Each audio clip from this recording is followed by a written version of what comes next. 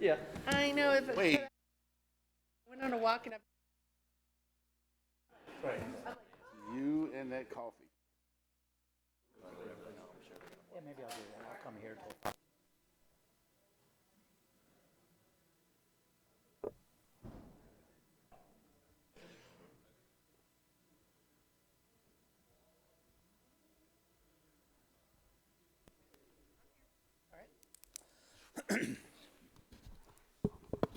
Welcome to the Committee of the Whole meeting of the Cape Coral City Council. Today is February 26, 2025. This meeting now comes to order. Please stand for the Pledge of Allegiance.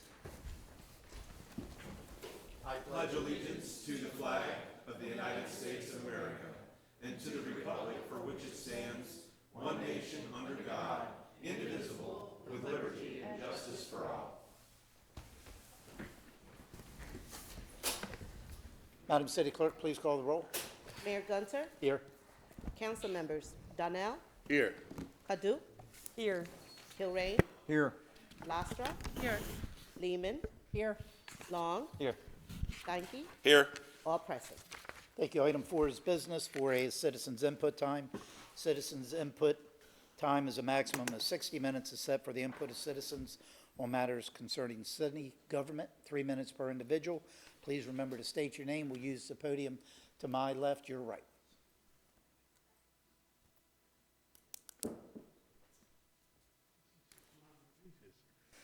Morning, Mayor and Council, and I'm just here for a brief synopsis, and I want to thank you for all you do, and just for your clarification and for future thought. And I know you can please take a little, be the good stewards and elected officials that you can, and if you can, just take some copious notes on what I'm going to say, and it's real short. And that pertains to your employees and the ongoing negotiations. So I'm not going to talk about negotiating in the public. I just want to give you a couple dates, and if you write these dates down and understand what I'm going to say. Our employee union first proposal, wage proposal, Article 9, was given to the city's team July 12th, 2024. Please write these dates down. We did not receive a proposal on wages from the city's team until September 25th, leaving the contract to expire 5 days with no sessions in between. So when you think about that, there wasn't never an opportunity for us to ratify and complete a contract in 5 days. That's all I want to say. Thank you. Thank you. Anyone else wishing to speak during citizens' input, please come forward. Seeing none, citizens' input is now closed, and I'll open up for any council discussion. Councilmember Donnell. Thank you, Mayor. It wasn't brought up, but I thought I wanted to take this opportunity to address my fellow colleagues and the community. There was something someone sent me a photo. And I don't know if, I'm not a Facebooker, but I appreciate you sending it to me because it was interesting. And words matter.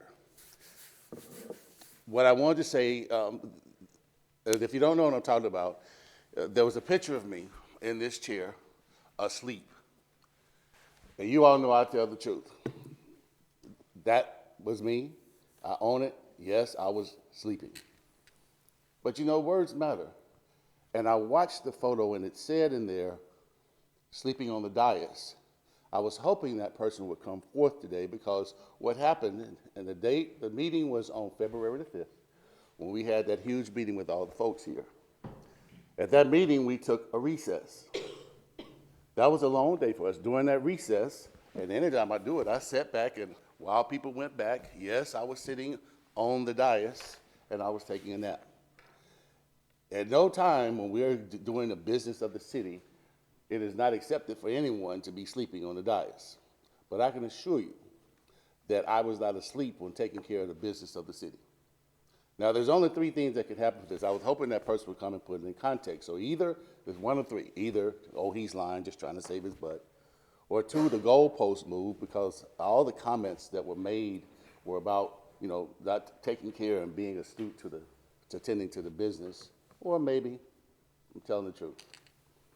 Somebody would tell it. So whoever took that photo, they had, if you look at it, it has Councilmember Nelson's nameplate. So whoever did it came right there, knew exactly what they were doing, because they didn't say he was sleeping during a council meeting. They said he was sleeping on the dais. So there's an out for him. So how do I end? I just wanted you to know, and I'm interested to see, though, the comments. We've got to do, let's just say, even if any councilman, any elected official was sleeping, let's just say, assume that it was true. I don't know if you ever read the comments, but something is going on in our community, in our nation. People, there's a mean spirit about how we're treating each other. I don't think any person, I'm not a Facebooker, but I hear about it, but I hear some of the comments that people make about individuals, and they are completely unacceptable under any pretense. And before you hit me with, oh, it's my First Amendment right, yes, I understand. We can go that low-hanging fruit, but there's a certain decency that we need to bring back.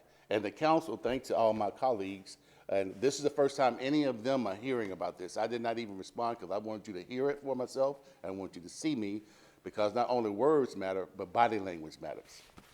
So I apologize. I can only imagine the emails that you all got. And I apologize to what it just took a left. And I do own that, but I wanted to let you know that's what happened. And hopefully, the next time, since we have people that are, looking for the got you moment, I'll just exit and take one in the back. And exiting, what we need you, community, what we really need you to do, all of these people I've got to know and meet, believe it or not, they're good people. They're working hard for you. That includes the staff. And what we need for you is not a got you moment, but we need your support. We need your help. We need your prayers. That's what we need. So I just want to let you know, thank you for your time, and that's all for me. Thank you. Councilmember Kilrain. Sure. Just a comment with respect to Mr. Wally Ilchism's comment. I appreciate very much that the IUPAT has been bargaining in good faith, not going to bargain anything or discuss any or negotiate anything from the dais, but I think that we look forward to getting a good settlement, and hope that we can put that to bed very soon. Thank you. Yeah, Councilmember Donnell, appreciate you bringing that up. I got the same emails that I was sleeping as well on the dais. And they did mention you as well. But I responded in a very articulate email that basically stated that I was not sleeping. I've never slept while on the dais. Actually, also been here 7 years and 3 months and never missed a meeting. So to sleep up here, that was totally inaccurate information. And I'm sure all of us, if you haven't received emails already, for the newcomers, your 4 years you'll be here at a minimum. You're going to get emails that aren't factually correct, and it's unfortunate. We have a like you said, a nation now that we should be lifting people up, not tearing people down. But unfortunately, our society would rather tear people down instead of lifting them up. But that's something we'll have to deal with as a community. But most importantly, I appreciate you bringing it up again, so we have the factual, accurate information, because that's what's important. Seeing no other lights on, we'll move on to first item on the agenda is item 4B, discussions. Number 1 is the fire department accreditations update. I'll turn that over to Chief Russell, I guess, or the city manager. Good morning. Good morning, Mayor and Council. Mike Russell, Acting Fire Chief. With me today also is Kirsten Lynch. She is our accreditation manager, and without her dedication, support, tenacity, we wouldn't be where we are today. So I just want to give her credit where credit's due. So today we're going to discuss some, first I want to give an overview of how we got to accreditation for the new council members.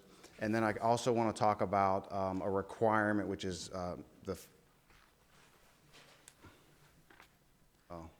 Sorry. We're on the wrong slide.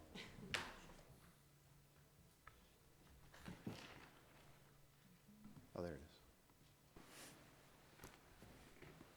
All right, my apologies.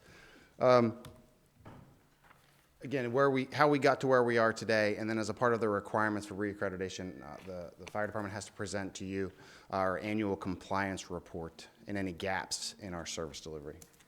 So we want to talk about that, update on our department data, the accreditation compliance, and then the steps in 2025 and beyond. So some of the highlighted benefits to departmental accreditation include increased operational efficiency, increased accountability to the community, enhanced public trust, providing additional rationale for funding, committing to industry best practices and industry standards, overall better wellness and safety for the department and its members, peer assessments, continuous improvement, as well as identifying any gaps in current service delivery. This is an ongoing process. This is not a project where you achieve accreditation and then it's shelved and it just lasts forever. This is a process that we engage in almost daily. It's ingrained in our business practices, and we have requirements through each month to comply annually up into our reaccreditation in 5 years from our initial accreditation. There's a large focus on industry best practices, understanding the will of council and the direction of council, as well as the peer assessment to what we're doing in our standards. We also identify gaps in our current service, opportunities for growth in our current service, as well as opportunities that we weren't aware of how we could better deliver service to not only our internal members, but as well the public as well. This is a snapshot of the top 10 cities in Florida. Who is accredited, who's not accredited, and what their ISO rating is. I just want to kind of draw your attention to this one because there's only 311 accredited agencies internationally. Florida leads the way with 27, followed closely behind by North Carolina, and then there are only 2 in Lee County currently. Quick timeline of the project. We completed all of the documents in August. In January, we moved on to a commission hearing in February of 2024. And this is more detail of that timeline. So in 2021 is when we really revved up our efforts, if you will. We received tremendous support and direction from mayor and city council at the time. It was a strategic element of ours that we wanted to accomplish. In August of 23, we completed all the requirements to secure a peer team visit. December of 23, the peer team representing the Commission for Fire Accreditation International visited the city. This is a group of 4 individuals. They are volunteers on this committee. They are from accredited agencies throughout internationally, really. Important note is you're not allowed to be a peer team member in the same state you're from. So they really try to get a neutral look at your organization. They met with the fire union. They met with city leadership. We toured the water treatment facility to ensure that we had adequate water supply. They met with finance. So there's a really deep dive into the operations of the fire department, and they confirm that you are completing their core competencies as well as you're really doing the business that you say you're doing. So they validate all of your information. In February 24, we sat in front of the commission with the mayor and city manager. We were awarded that accreditation because we completed the 250 performance indicators as required. In August of 24, we received a completed agency evaluation from ESCI, which is a consulting agency that helped us review our 16 recommendations from the peer team. So again, another deep dive. They interviewed a lot of personnel. They interviewed various city departments and analyzed all of the recommendations and gave us some recommendations off of those recommendations. From there, we completed an action plan, which I believe is in your packets for your review. Go back in April of 2025, this year, we also contracted with CPSC to complete our community-driven strategic plan. So that'll be a 3-day process, cross-section of the department, as well as the community to guide us through our strategic plan for the next 5 years. The recommendations, what they are and what we do with them. Again, the peer team, the volunteers that came down, we conducted various meetings, and of the 16 recommendations, we have already implemented 11 of those internally, and we were able to reject one based upon the recommendation from the consulting firm that it was not a valid recommendation. So this evaluation provided insight and guidance into the peer team's recommendations. It took a snapshot in time, reviewed our programs, processes, service delivery, response performance, with a special emphasis on best practices, the industry standards, and efficiencies.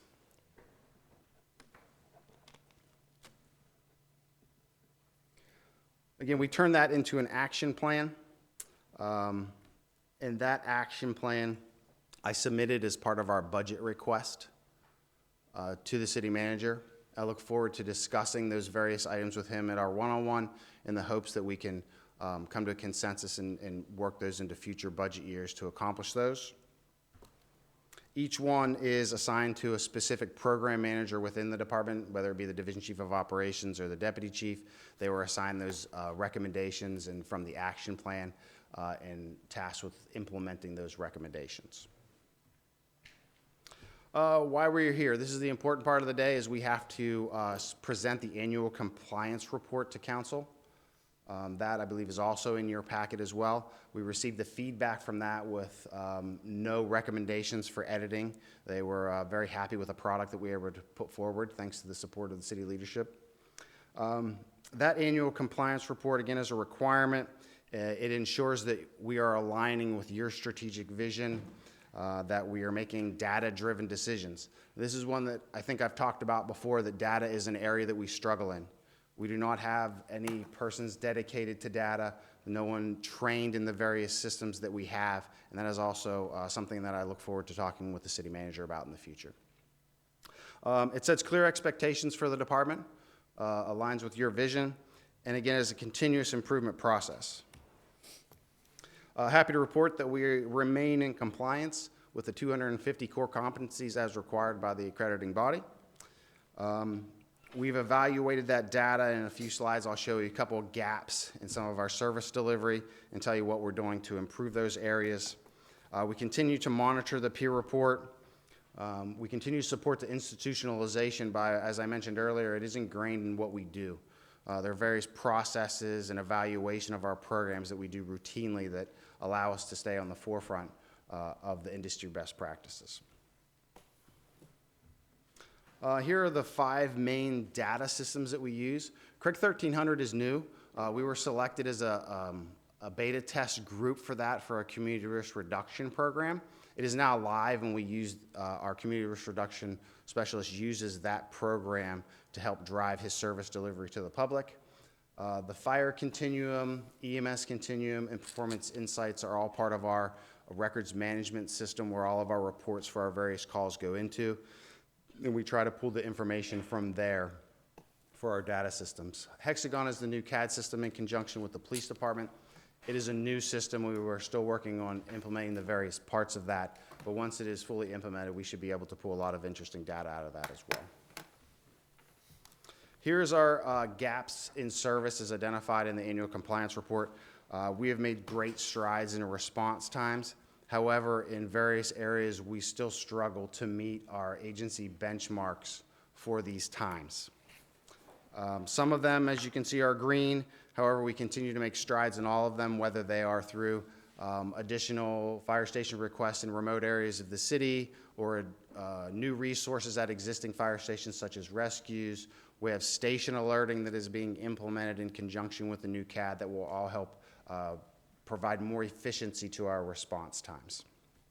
But these are important because if we don't continue to address them and we continue to grow as a city, we will continue to lag behind. So we have to stay on the forefront, if you will, of addressing our response times and monitoring our response times. These are monitored daily.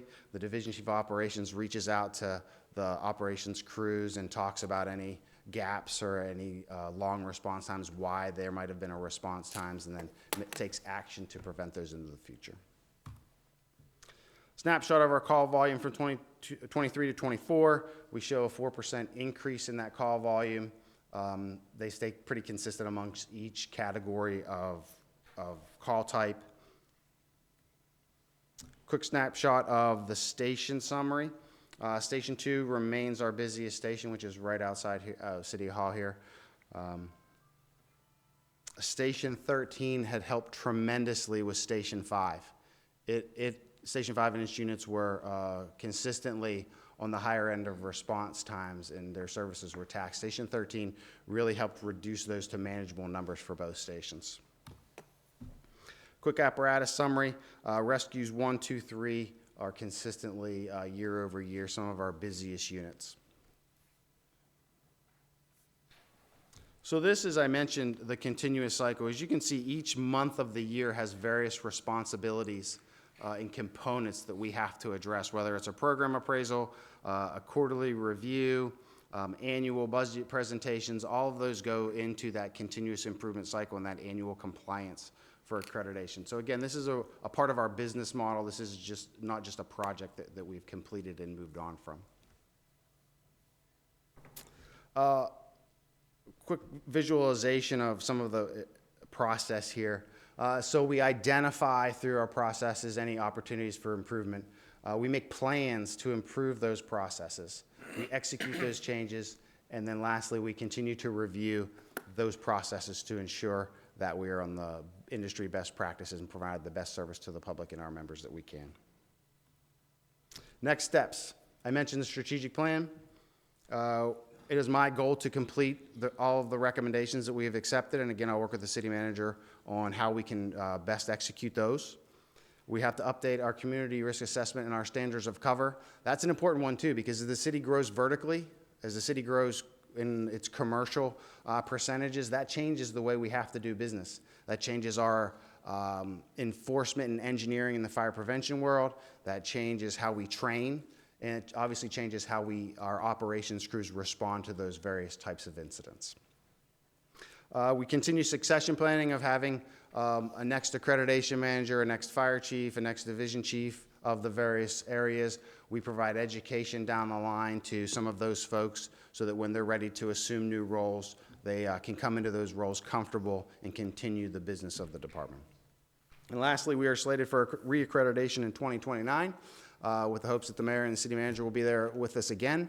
And we're confident that if we continue on the cycle that we're on, we'll be successful in our reaccreditation efforts. And lastly, I stand by for any questions. Thank you, Chief. Councilmember Steinke. Thank you, Mayor. Could you go to, I think it's your slide 4, please?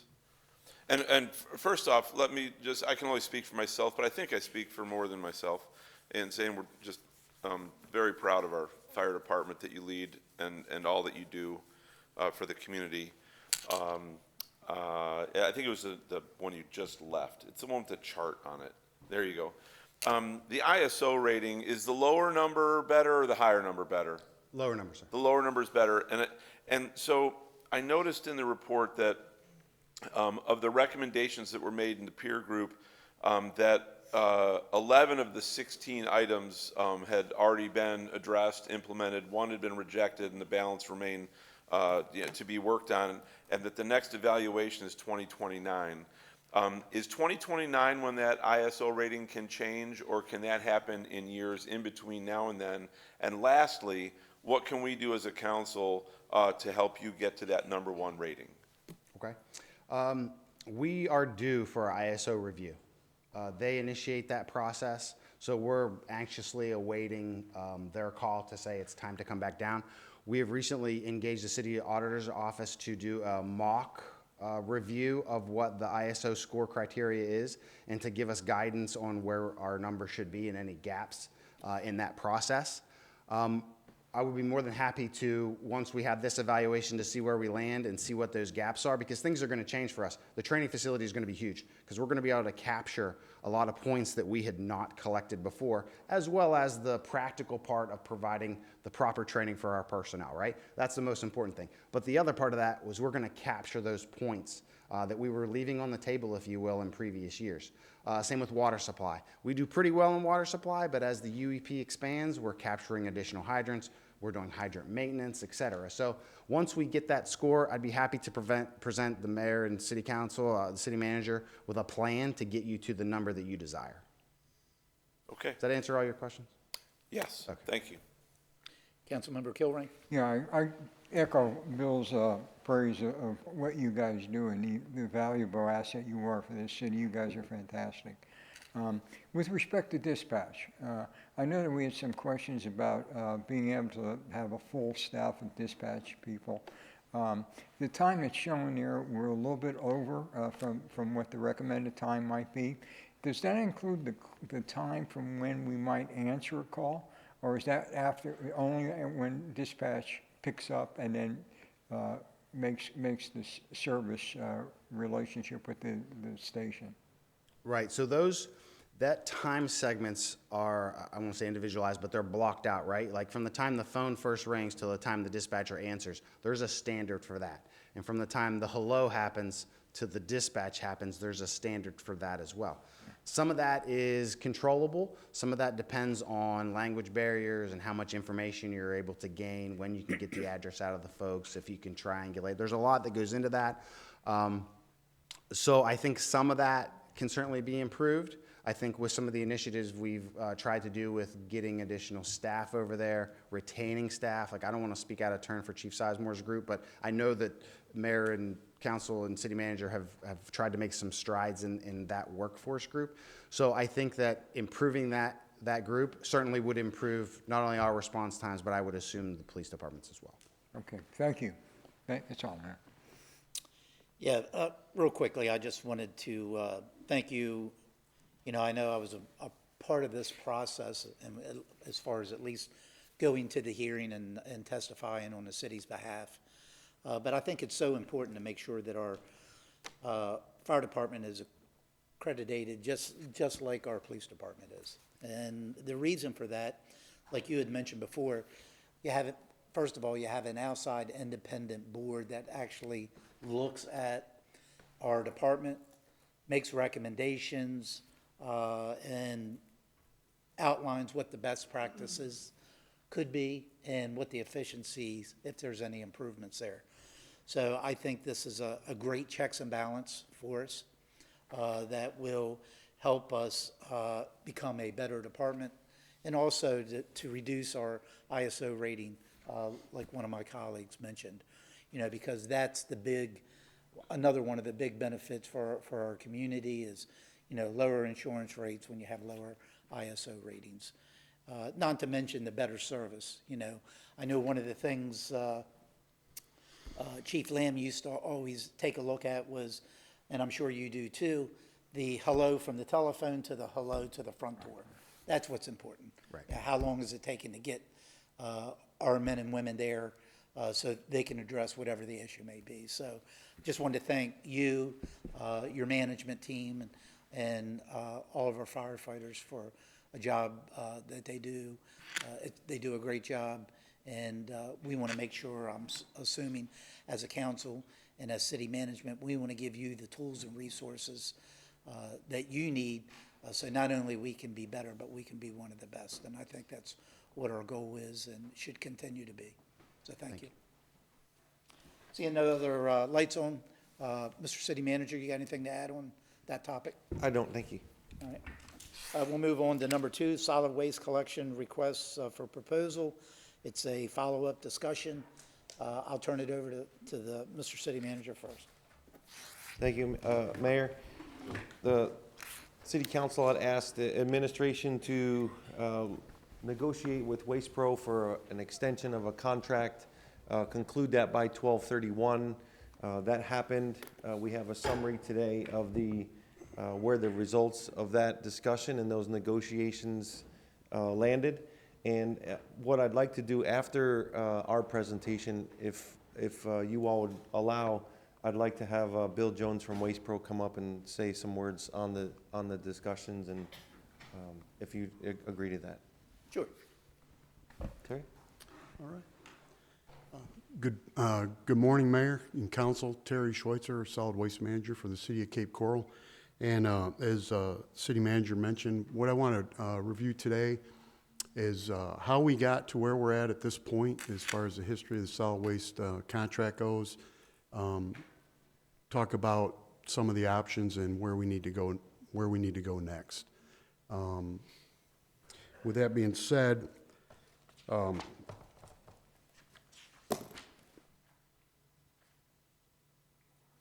the history of the contract, the city contracted with Waste Pro in 2010. Curbside collection, at that time there were 59,414 households that were under that contract. Today, as of this month, we're over 94,000. So there's some of that growth that we've seen in the city. The initial contract was for a 5-year base with a 5-year extension to take it to 2020.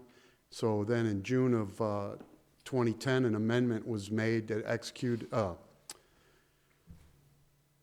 so that's a little misprint there. June of 2020, Amendment 2 was executed to provide a 7-year extension that expires in September 30th of 2027 with an additional 3-year extension to September 30th. So that's why we're here today. We need, depending on which way the council really wants to go with this, we need enough lead time to do an RFP if that's the pleasure of the council. February of 22, the council agreed to have staff put out an RFI for solid waste removal because there were some struggles with the contractor at that time. 4 vendors requested plans. Those were Coastal, Waste Connections, Waste Management, Waste Pro. 2 actually responded, which were Coastal and Waste Management at that time, or now known as WM. In March of 22, the council decided, what would it look like if the city took over the solid waste collection? So through a multi-year study, it estimated our rate would be $29.36. That would begin in fiscal year 27. And the council at that time decided we're not going to get in the business of collecting solid waste. So in February of 23, during a presentation, SWANA presentation showed that in 2022, the average rate in the state of Florida was $25.26. Cape Coral in 2022, our rate was $12.06. And when I say rate, that's what Waste Pro is charging us. That's not the full, what the actual assessment is. And our rate for this current year is $13.72 is what Waste Pro is charging us. So in late 23, council decided against taking over the solid waste collection. And then in fiscal year 24, we increased the solid waste assessment 10% annually to offset an expected increase upon the expiration of the contract in 2027. So in July of last year, July 31st, 2024, to COW, we presented 2 options to council, either extend with Waste Pro or a new procurement for services, an RFP. At that point, council directed us to negotiate an extension with Waste Pro and get something back by the end of the year because time is running out. So the options that basically at this point, here are the options that we really have. Early extension with Waste Pro for 5 additional years. Waste Pro is not interested in extending in October of 27 under the current terms. Effective October 1st of 2025 would be a new extension with a 5-year extension, taking us the solid waste collection out to 2035. We did negotiate and talk about some service level improvements and some additional transparency, which in my opinion, in my professional opinion, were lacking, and Waste Pro worked with us on that. As we can imagine, our rates are really low compared to the rest of the state. The residential rate would increase either 72 or 94%, and the commercial rates will increase either 29.6 or 62.7 if we decide to extend and which way we want to go. Again, the second option, issue a new solid waste collection RFP, which that service would start October 1st of 27. But if that's the way we're going to go, we need to start now to give time to get through that process. We would engage with a solid waste consultant to assist in that process. And at this point, I expect a minimum of 4, but probably closer to 6 proposers for this contract. And we estimate the new rates are gonna be between 25 and 30 bucks a home in 2027 for fiscal year '28. So this is just a slide that just shows some municipalities around the country and in Florida that had some either recent contract extensions or RFPs. The first one being City of San Diego. They extended with Republic Services, and they wanted to improve service quality and address residents' complaints. But the city did face some challenges in negotiating terms that would ensure better performance and accountability. They did not decide one way or the other at this point what they wanted to do. City of Austin, Texas, they did decide to extend with their recycling service provider. They got some enhanced recycling rates and some reduced contamination, but again, they had to balance they had to balance costs, sorry, a little tongue-tied, with the environmental benefits, and it needed careful planning. Buncombe County in North Carolina, they decided not to extend and put it out for bid. They, again, was based on proposed rate increases that they were presented in an extension negotiation, and they wanted to make sure they were getting the best service for the residents. Their rates would have gone from 22 to 25, or option 2, 25 to 27. They decided to award a new contract to FCC Environmental, and that started last month at 23. And then Port St. Lucie, our sister city, they did end their contract earlier with Waste Pro over complaints, missed pickups, and other things. Again, at the same time frame, they experienced, as the rest of the country did, significant service interruptions. Ended up with some legal battles and ultimate termination of the contract, and they awarded a new contract to FCC Environmental at 2621. And then just this last year, FCC, the city awarded them new rates at 3528 to overcome some costs that FCC did not initially anticipate. Palm Coast, Florida is another one that did not extend their contract. The rates went from 20 bucks to 29 bucks per month. So the city signed a new contract with FCC Environmental in 22. Again, going through the bid proposal process, and they started a new contract in 23 at $32.32 a month. Lee County recently, their Area 4, in June of 22, they put it out, negotiated with Waste Pro and got new rates. Their rates went from $13.31 in 22 to $21.45 in fiscal year 23, a 61% increase to cover operating costs. And as of fiscal year 25, their rate's $24.59.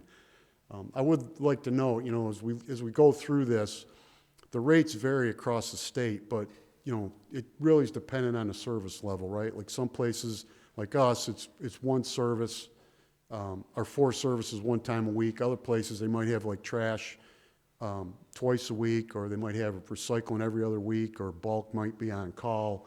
So there are different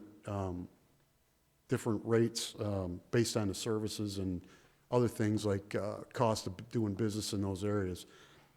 So the things we talked about with Waste Pro, as far as the service side goes, they struggle with missed pickups, not collecting all the compliant trash and recyclables, not tagging non-compliant bulk and horticulture.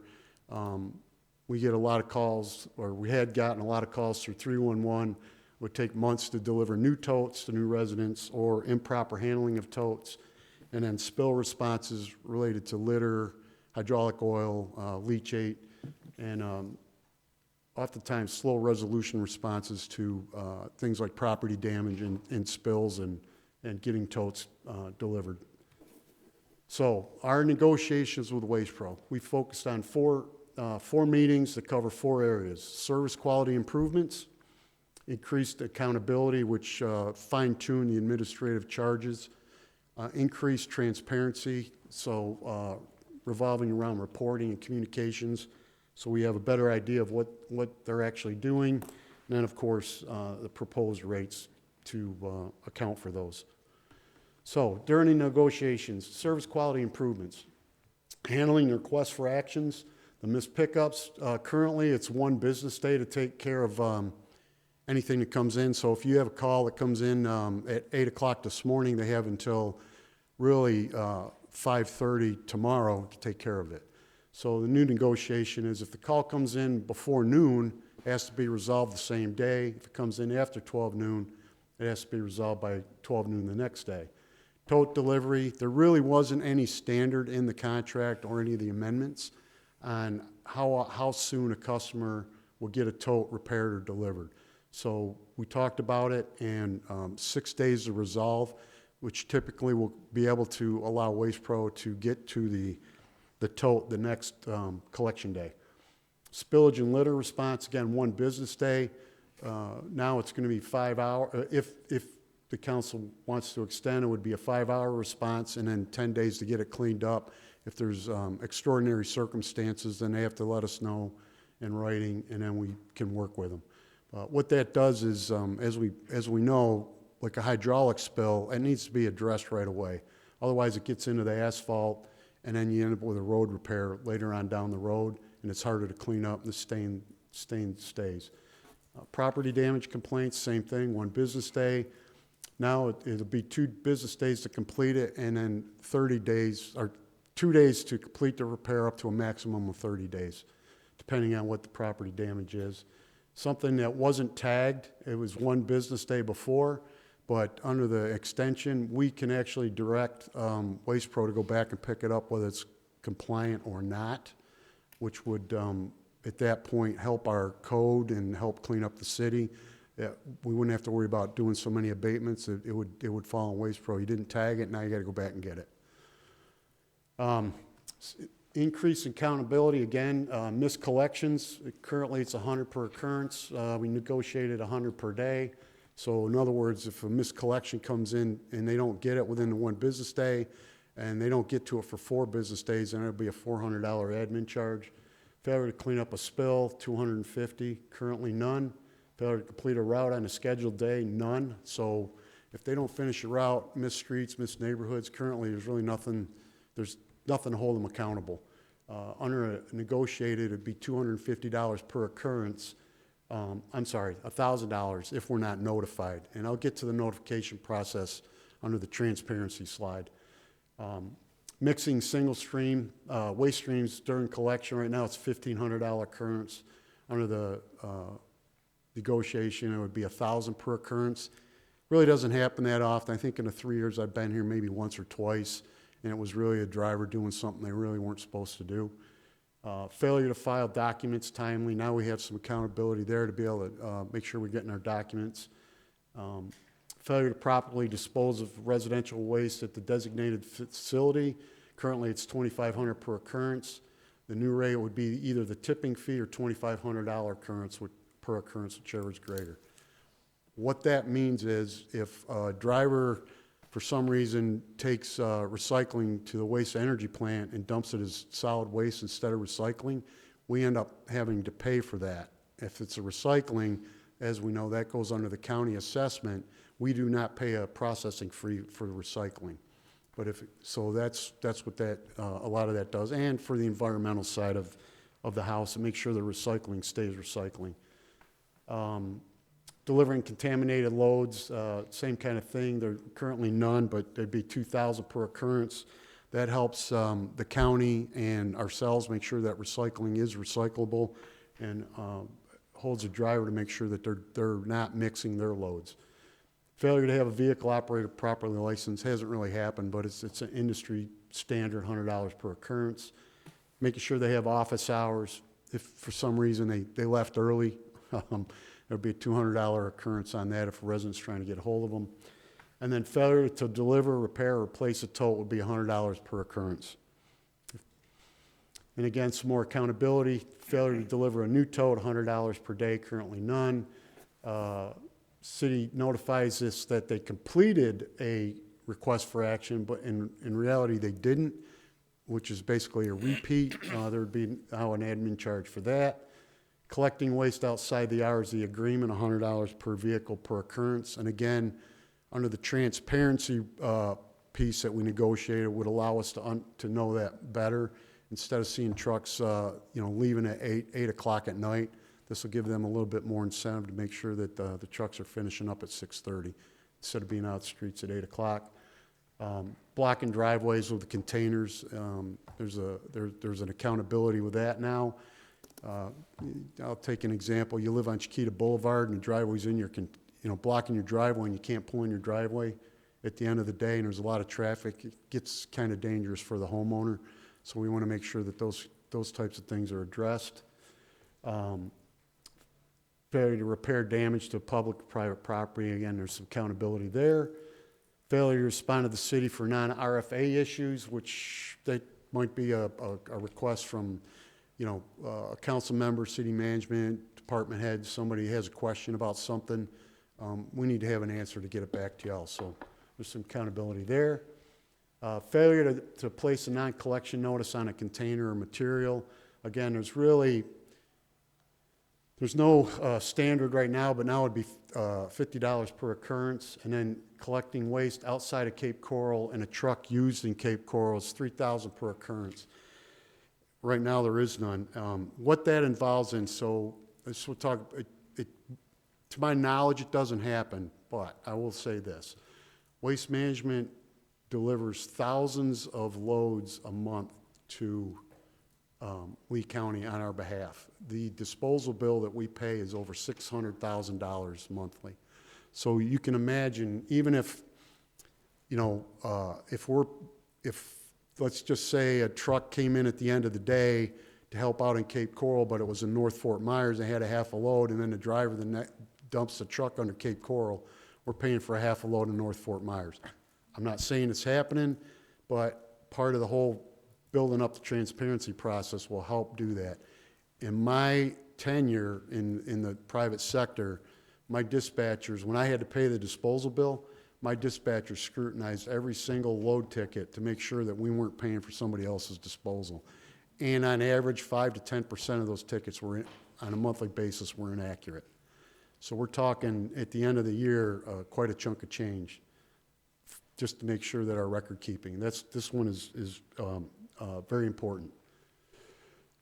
So that's the end of the accountability phase. So some increased transparency, daily reports. So what we're looking for is a morning schedule and a non-collection notice log. The morning schedule will help us know what trucks are on the streets in Cape Coral so that when we reconcile our disposal bill at the end of the month, we'll be able to know whether that's our load or not. And also when we're out driving around, if there's a leak somewhere, our inspectors can work with that supervisor in that area to say, hey, you got truck number 301-120 is leaking and you need to get on it. The non-collection notice log will help us when they tag an item that our inspectors can go out, we can look at it, work with a resident, do an abatement or whatever we need to do so that we're addressing it sooner rather than later, and a resident calling a code and calling in a code compliance case or whatever the case may be. That'll help us respond better. End of the day report, a status of each route, and then notify us if any route's not completed. So really, I mean, if the route's done, the route's done. If there's an area that's not done, what this would help us understand. A truck breaks down late at the end of the day, something happens, they can't finish the route, to let us know what the route is, the commodity, the waste stream, the streets, and when they're going to have it recovered by so that we can get that information to 311. So if a resident calls in, then we can let them know, yes, we're aware of it. Waste Pro is going to get it. They said they'd have it done by 9 o'clock in the morning. And that will help with the resident understanding, what's going on. As we can all imagine, and it's probably happened to everybody in the room and in the audience, cable companies said they're going to be there between 8 and noon to hook up your cable, and they don't show up, and you're wondering what happened. And you're left, what's going on? So this will help in the communication process with the residents. A weekly report, that'll give us more transparency on the types of calls and how many calls are coming into the Waste Pro facility to their customer service, so that we'll be able to look at that. And then the monthly call volume report. All calls that would be logged into the Waste Pro system. We get the date, type, and address so that we can keep track, much like what we do with our own 311 system. And then accident notification. This is just for our knowledge. We do know, right, that we are indemnified per the contract of any incidents, but we still would like to know if there's an accident involved, a Waste Pro truck, it could end up on the news or a driver or something, so that we're just aware of it and we can let everybody know in case they get a call from a resident. And currently, there's nothing nothing in the contract or amendments for any of these reports. So now we get to the extension options with Waste Pro. As a result of the negotiations, basically 2 extension options were available, and I'll talk a little more in depth in later slides. But basically, the first one was increase the residential rate from where it is now to $26.56 a month, and increase the commercial rate by 29.6%. And then, or increase the residential rate to $23.63 a month, and that would eliminate an $8,000 a month P-card rebate. We do not pay by P-card anymore. We do electronic fund transfer, and so that's roughly $72,000 a year. And then that would also include increasing the commercial rate by 62.7%. This busy chart shows Florida franchise rate comparisons from 23, 24, and where we're at currently in 25. The top row is really what I want to talk about. Cape Coral with the extension from in 25, as I said, we're currently paying $13.72, and 26, if we went with the $26.56 option, we would jump to $26.56. So and then that would look like compared to like Charlotte County at $19.03, Manatee at $15.95. And if you drop down to the second from the bottom line, the average Florida franchise rates currently in 25 is $25.28. If we went with the higher option, we would be at $26.30, and then we would, the average rate would be $26.30, we would be at $26.56, and we'd actually be above the Florida average. And then applying about a 4% CPI out from there is what the rates would look like. So if we extended next year in 2028, which would be the new contract year, or extension year, if we do not make any changes, it would be $28.73. In a graph, here's what it looks like. If you look at the red dotted line, that is the Florida average. If you look at the bottom blue line is where we're at currently, and then it shows the jump from $13.72 to $26.56 in 2026, and then that shows, in comparison to all the other municipalities or counties, everything being equal. They could be in a contract extension or a negotiation, and their rates could go up during that time frame. I would like to point out the top blue line that shows the large increase, that's Port St. Lucie, and that shows what their rates went from the 26 to the 35. This would be the comparative monthly commercial service rates. So, because it is a franchise that covers residential and commercial, our commercial customers would be affected. The blue columns are the Cape Coral commercial rates. And what I want to focus on is, to make this simplified, we'll look at the top row, container size, 2 cubic yards, frequency 1 time a week. Just for the service aspect of it, it's not counting any rollout fees or lock fees or anything, just for the service. That customer, that commercial customer would be paying $123.28 a month for that service. If we went with the 29.6% increase for the commercial business, it would go to $159.77 a month. If we went to the 62%, it would go to $258 a month. That compares currently to Fort Myers at $85.19, Punta Gorda at 64, and so on across the line. Lee County, which would, where we're really focused on, Lee County, Area 1, 212, Area 2, 212, Area 3, 92, and then Area 4, 197, Area 5, 170. So that gives you kind of a comparison and shows what the commercial rates would jump. I want to point out that Fort Myers and Punta Gorda, their rates include their disposal costs. So the rest of them is just the collection piece only.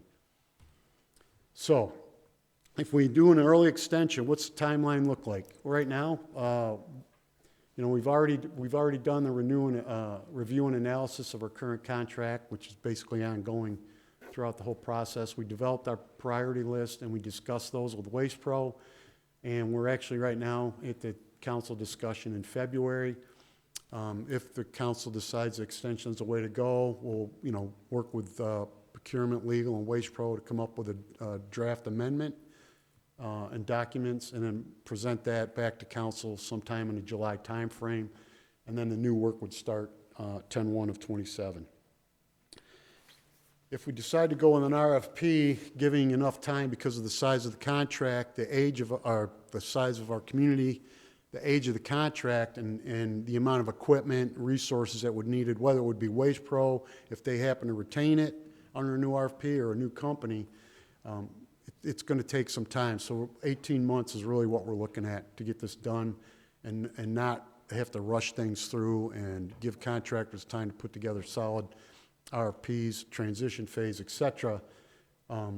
We would develop, our city would develop our RFP for consulting services, which we do have a draft if needed, so we can accelerate that timeline. We would review those proposals, evaluate the contract, award that consulting contract, and then give through the October, November timeframe to get the RFP developed and on the street, and then give the vendors basically from October till February of next year to develop their proposals. 3 months, and it's a little longer than normal, but coming from that side of the fence in my previous life, with the holiday seasons and people being out, and a contract this large would have to go all the way up through corporate to get signatures and sign off and reviews. That takes time. So 3 months would be a good frame of reference for that. Then once we get those back, then we would go through our proposal evaluation phase and award the contract, and then you know, negotiate any issues with the awardee, and then give them time to transition. And then start the new work of 27. So that's really what those look like. So a little review and recommendation. So Cape Coral, we do have a robust solid waste collection and service. We do not have twice a week. I think twice a week with cart service, you really don't need it. But we have for all of our major waste streams, waste, recycle, bulk, horticulture, and white goods, it's unlimited service. And it's once a week, which is really good. As we know, we currently have one of, if not the lowest contracted rate in the state of Florida. If we do, whatever we do, whether we extend or we issue an RFP, we know our rates are going to go somewhere into the middle of the range, as I had previously shown, and we would get some improvements. And any improvements in a negotiation with Waste Pro would also, you know, those improvements would be part of a new procurement and then some. We do know that if we go early with the $26 rate, our price would jump 94%. 2 years earlier, beginning in fiscal year 26. If we did not extend and we decide to go out to RFP, the current rate would continue to increase by an estimated annual CPI somewhere between 3 to 4% through FY27. Currently, for the newer members of the council, and a refresher for continuing members, last year we put in the 10% annual, a 10% increase every year to help offset any jump to a new contract in 27. That would help ease the residents, and we wouldn't have to go and do a 94% increase in 1 year. It would be a lot. We'd have the money in the reserves to cover it. And then in fiscal year 26, an extension benefits Waste Pro, obviously, because they don't have to wait till 27, and it wouldn't go out to RFP, but it would give them a 5-year extension to fiscal year 31, and we would have 20 years with the same contractor. I'll say that's quite a while with the same contractor, but you know it is done across the country. So what we're presenting our recommendations to council. If your cost is the principal concern issue an RFP for a new contract beginning in fiscal year '28, thereby retaining the current rates for the last 2 years plus CPI. If service improvements are the principal concern, just, accept the Waste Pro extension and an amendment, and agree to buy up the early contract enhancements that I just talked about. And thanks for listening, and any thoughts? Thank you. Before I open it up to council, I think we'll give Mr. Jones opportunity to weigh in on the topic. Absolutely. And then after he speaks, and we'll go ahead and open up for any discussions or any questions to either yourself or Mr. Jones. All right, sounds good.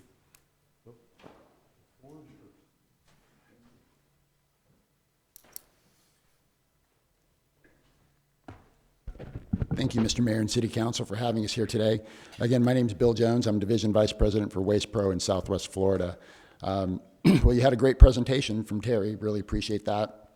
And you've got some, I think, strong options ahead of you. I think you're in a unique position here. You have the benefits, I think, of an RFP from what Terry and his team have been able to negotiate over the last few months. And you've got rates that will put you below market, which is a great place to be. Obviously, whenever an RFP goes out, as you saw from some of Terry's information, you don't know what the results are going to be. Pricing can be high. We've seen, prices skyrocket across the country, here in Florida and locally, post-pandemic primarily, but, with some of the economic upheavals that we've all seen. One of the other benefits to what Terry and his team have put together is you don't have any transition issues. There's no unknowns, right? And I think some of the areas that have gone out to bid that maybe saved a little bit of money or thought they were going to save money ended up having transitional issues and service failures and things of that nature. None of those risks exist with this extension. The new agreement, I think, brings our current agreement up to industry standards. And as Terry mentioned, it's an older agreement. It's about 15 years old at this point. So the world has changed. Technology's changed. There's opportunities for us to share additional information now. And this new agreement has all of those features in it. The increased accountability, the transparency, and I won't go through all the stuff that he talked about, but he was very clear and concise in how that worked. And we agree with all of those. We think that they all make sense. But I also want to point out that, and again, to Terry and his teams, to the work that they did, we tried to write the extension to the extent that it would be for the future. If Terry's not here, if I'm not here, we were the ones in the room, we want to make sure that future managers understand the level of service and the accountability on both sides. So I believe it's written for that. A couple of the charts that were up there, there are two rate options before you for consideration today. The charts up there, I think, showed the higher of the two rates. If you went with the $23 rate, $23.63, I believe it is, with that rate, you're actually about 10% below market, which is, I think, a good place to be. In terms of, the past, again, 15 years that we've been together, we've been in Lee County now for 20 years, and we're very proud of our history here. We've had peaks and valleys. We've all talked about that. The pandemic was a tough time for all of us. Coming out of the pandemic, the economic upheaval, trying to find drivers, trying to find credentialed drivers, trying to get people that wanted to come to work was difficult. We overcame that. I think we've got a solid plan, and we've been great since then, really with very few issues. A couple of major hurricanes that have hit, and I think we worked well through those. The most recent hurricane, of course, we came in and helped out with some additional cleanup when the disaster relief vendor wasn't able to get all of their trucks mobilized. Terry and his team got a hold of us, and we came in and helped out, including cleaning up the Halloween area there in Pelican, just before Halloween to help the kids, so they didn't have to negotiate through a C&D maze, that day. So we're really pleased and proud of the fact we're able to do that. We do have about, we've got an older fleet, right? Again, 15 years. We've committed as a company to replacing that fleet and upgrading that fleet. And we actually have about $6.5 million targeted for spending in the city this year for fleet improvements, containers, growth, maintenance, things like that, that we're prepared to spend as we move forward. So we're looking forward to getting back into that kind of routine with the city. And then the last thing I'd like to point out again is that, I think we've been a great community partner. We will continue to be a great community partner going forward. You see us at Chamber of Commerce events. You see us at school events. We're involved with the charter schools. We're involved with the public schools, animal shelter. I mean, we're just involved in so many different groups. Holiday Festival of Lights, we're a major sponsor of that. The Rotary Art Show, we support that. We've even gone as far as to support them with blockades. When the rules changed and we wanted to make sure that everybody was safe on the streets of, of our city, we went ahead and brought trucks in just to block it off so that, maniacs couldn't drive through and cause damage. So we've really gone, I think, we're very ingrained in the city and would love to continue that partnership. So I'm available if there are any questions. So thank you for your time. Thank you. I'll open it up for City Council now. Councilmember Steinke. Thank you, Mayor. Terry, first off, thank you for your leadership in our solid waste department. The challenges that we've gone through over the last few years with the storms and how that's affected our streets and our citizens. I know there's, in my personal dealings with you, that some of these issues kept you up at night. And the way you put your heart into your work, just thank you from the bottom of my heart for that.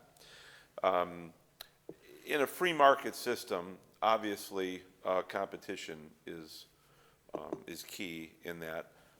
In your opinion, and I just have a couple points, but I think this is the most important one for me. In your opinion, what risk is there, if any, in going out to RFP? Well, I think the biggest risk is you can, as mentioned, in a free market system, they're all going to compete, right? So it's going to drive the cost low, but they're still wanting to make a profit. The risk typically, and even when I would do transitions, there's that transition period. As Bill had mentioned, some of the municipalities of Florida, they're struggling through a transition phase. St. Johns County, they're booting the new hauler because, in their opinion, they dropped the ball. There's a couple other places that are looking at it's the transition phase where the new company's struggling. I'm not going to sit here and I had new contracts. Transition phase is probably the most difficult part of the whole process. I can tell you, I remember a small city in Arkansas, Russellville, Arkansas. They went from a open market subscription based to one hauler. We won the contract. I estimate it would have been about 3 months for a transition phase to get all the bugs worked out because of new drivers, new managers, new equipment. You might have some issues with breakdowns. It took about I said 3 months. 6 weeks, we're on track. With that being said, every company's different, but that's also part of the RFP process. And when you build a new RFP, there's a and that's a scoring component of an RFP. What is your transition plan? How are you going to ensure that the services run as smoothly as possible? I can sit here and tell you that the calls will go up because if you're used to having your garbage picked up at 9 o'clock on a Monday morning, the new routing, you may end up on a Friday. We'll ask them to try to keep it as close as the original schedule as possible for this discussion, but your pickup time might be 4 o'clock in the afternoon. And, I'm used to getting picked up at 9, now it's 4. So those are some of the things that go through transition. I can't sit here and tell you, like St. Johns County is one that weighs a lot on my mind because I used to work for the company that took that over, what all the issues were that they were having. But based on what I've been reading, I think it went a little on both sides of the coin, a little bit of public municipality issues and a little bit of the hauler issues. But the transition phase is the biggest unknown. Could a new company come in and say, give us a great rate, and they fall flat on their service? Well, yeah, that's possible. Anything's possible.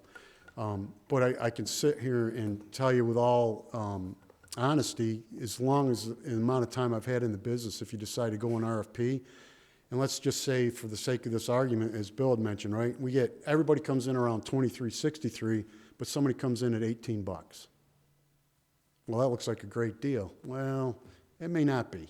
What are we actually getting? And that's where the evaluation phase and everything comes in. Like, look, it looks like a great deal on paper, but that may not be because of issues down the road.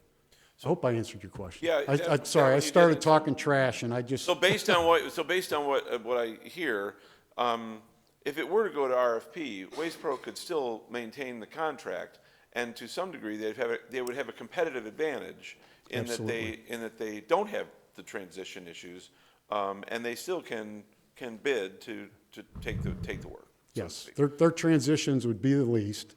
They've been operating here, as Bill had mentioned, for 15 years, and I had mentioned, they got a really good insight on the operational side, which is obviously the biggest component. How many trucks, drivers, how are we gonna route this thing? So they would have the inside track, yes. Okay, and my second issue was, in the two extension options, there's a major difference in the commercial rates. Yes. And, as a city, as we're trying to encourage industry and trying to encourage commercial to, develop more of a work here, live here, environment, that seems to me to be a discouraging factor, to our existing commercial. It doesn't, compared to other municipalities, it doesn't look like it puts us too much above par as far as attracting new, and we know we're going to locate in Fort Myers because of their waste rates and whatnot. But is there a happy medium in that? I mean, with having only the two options, with that huge swing on the commercial side, choosing one option or the other, was there any discussion about some type of a blended approach to that? Well, that's really the blended approach, right? So those rates, the lower rate comes with the higher residential rate, and the higher rate, commercial rate, comes with the lower residential rate. So that's kind of the blend. I will say this, and I'm not going to speak on behalf of Bill, but as you had mentioned, the rates bring us up to par with the rest of the county and the rest of the state. It's going to go to that anyway, whether we extend or whether we go out to RFP. That's about where the rates are going to come in, because all the proposers are going to sharpen their pencils. They're going to do research. What is the commercial rates, and then what is it going to cost them per yard to pick stuff up, and what is their profit margin going to look like? But that's really what that is those two rates help offset that residential rate, Okay. subsidize it. All right, and my last point, and thank you for taking all these, in the service components, and I didn't see it specifically, and maybe it's cloaked in something else, but one of the things I notice as I ride around, and I think you hit a great number of the concerns that all of us have had in increasing the accountability and the level of service. But the one thing that really strikes me as I drive around the city, and quite frankly when I drive up and down my own road, is after pickup, just the scattering of cans on the streets. You mentioned having it in the driveway and losing the capability of driving straight in and whatever. But I have just literally seen 2/3 of the cans on a street just laying on their side, lids open. And so who's responsible for that? Is the driver supposed to stop and get out and pick it back up again? Should they have put it back down more gently? Is the equipment not capable of setting it back down? I've seen cans that are 10 feet from where they started. And so where is that in the accountability? Well, that's the handling of the containers and proper handling of the containers. And to that point, setting them down incorrectly. There are a ton of components of that problem, and you mentioned basically all of them. Because they're automated collected for the most part, if it's a rear load and manually getting tipped into the, using a cart tipper and a helper or the driver's tipping into the truck, every cart should be set back up right on that route. Automated trucks, depending on the driver, the kind of mood he's in, or if there's an issue with the arm, or is he running behind on his route, if they release that cart too early, can tip over. If they, as they're releasing it, as they're moving the arm out, it'll throw the cart. If those types of things. But there's another component that we deal with in Cape Coral. The carts are set out on grass. So when that cart tote is full, it's heavy, it sits there. But what happens is when you set that lightweight tote on grass, especially with the swales, if there's even a little bit of an angle, it can fall over. Should the driver get out and pick them up? Yes, they should. That's where one of the biggest struggles in the industry. You have an automated route and he's doing 1,200 homes a day. To get them to train them, and we do work with Bill. Our inspectors will call the route supervisors and stuff, say, hey, you've got a bunch of carts laying over on their side in this route, talk to the driver. But even on windy days, and we get our Florida afternoon wind, and again, I'm not making excuses, just some of the stuff that happens. Now you've got that lid hanging out, open. Now you got even more weight.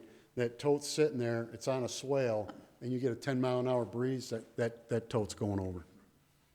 It's frustrating, and I don't like to see it either. And I know Bill can come up here and tell you. I've called him sometimes, like Cultural Park Boulevard. Hey, I'm going home. All these totes are tipped over. Can you get somebody over here to pick them up? So, but yeah.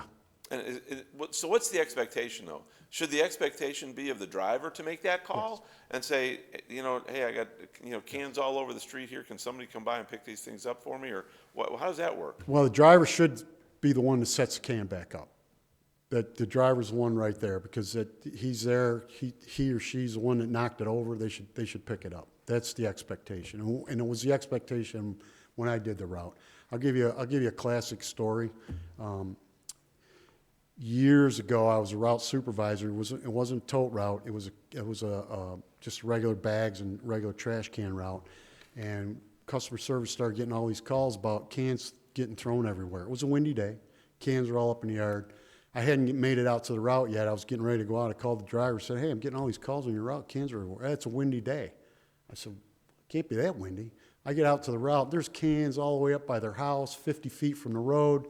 I said, what's the deal? He said, well, it's a windy day. I go, and again, I said, it's not that windy, so here's what you're going to do. You're going to stop right here. You're going to go back to the beginning of the route. You're driving your whole route, and every can that's sitting up in the yard and it's not set right, you're going back and you're setting it back up.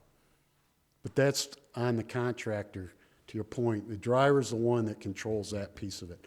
If the truck's throwing totes, then he should be calling that in and going, hey, my arm's acting up, and it's throwing totes everywhere. But Okay. it rests with the person right, the closest to the garbage, as we like to say, and that's that driver. Okay. Thank you. Yep. Thank you, Mayor. Thanks. Before I go to Councilmember Donnell, just one quick question. Right now, we're paying $13.72. Yep. What does that cost us on an annual basis for solid waste? What are we paying?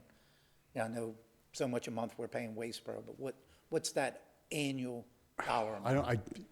I should have wrote that in my notes. I knew somebody was going to ask me that question. I will have to get back to you on what our annual assessment is, unless somebody from finance has it at the top of their head. You said 97,000 households. What's it, so we're paying Waste Pro, Oh, I see what you're saying. The Certain dollar amount per $13.72. month. It's roughly right now with the commercial, we're roughly 16 million a year. 16 million? Yeah, and we expect it to go somewhere between 25 to 30 million, depending on what we do. So it's a significant increase. Okay. Councilmember Donnell. Thank you, Mayor. A couple of things. First of all, just for a little history here, I was on council the year when I got elected. We had Waste Management that was providing services, and I remember the faces have changed, but Waste Pro came in and they put all these things in front of us. And one of the things I say, that no good deed goes unpunished. Listen to this conversation, because there used to be a time before the totes where the residents just brought their own garbage can, and you think it looked bad. Now you should have seen the different types. So it's just interesting, no good deed goes unpunished. I just thought I'd bring that up to you, to the point that, let's go to specifics now. If we can go to page number 3. You mentioned something in your presentation about the rates, and you said that something was missing. I didn't catch that from 5A. What's missing from those numbers? You're talking about this slide right here, council member? Slide 3. Early extension? Is that the, See, you had mentioned something, you said something I caught, you said the rates, these something's out of that. So you're saying, no, you're on the right slide. So when I'm looking at here at 1372 and 1206, the relationship to the 2526, slide 3, go back one. So what's the 2526 comparing? That's the Florida average rate. In 2022, the average rate in Florida was 25.26. Okay, thank you. I thought you had mentioned that. Move to slide 12, please, sir. On slide number 12, you mentioned that in 2A, you said that they're eliminating the 8,000 per month P card rebate, but I thought I heard you say we don't use P cards anymore. So what Correct. is the significance of that line? It's just, Waste Pro had come to us and said, hey, could we recoup, $8,000 by going to the 2363? They wanted to recoup that $96,000 annually because that was an amendment 1. If we paid by P card, we would get an $8,000 credit, so they would get paid quicker, basically. But we haven't used the P card to pay them. So basically, all they're asking is, hey, can we do away with that $8,000 a month credit so that we can get that back? And that's what helped lower it to 2363. Okay, two more. Thank you, Council. 15, please. On slide 15, I'm always zeroing in on Port St. Lucie. Do you have these numbers here for Port St. Lucie? I do not, but I can work to get those for you. That would be helpful. And why Port St. Lucie? Because to me, that's really, they have a city like ours as far as geography is concerned. So, City Manager, that would be very helpful. And last and certainly not least, number 13, slide number 13. Oh, yeah, that was the one with Port St. Lucie. Yep. All right. Would you go, just 15 was the one. Yeah, I'll get those numbers for you. The reason I wanted to keep it local, because, travel time to and from the disposal facility, the geography, pretty much the same. But I'll get those Port St. Lucie numbers for you. And last thing, would you go down the slide? My computer just jumped on me. I'm sorry, It's the what was- slide that had the two options, because you had me at this one. I would say to council, that was great, because if we're talking about numbers, Waste Pro has been a great community partner as far as I'm concerned. The issue I'm hearing of the two was about the spillage. It's been addressed in all of the items. It just seems a huge level of accountability that's gonna get it for the service and the totes. Now we have something we can track. I'm thinking in my mind, much like 311.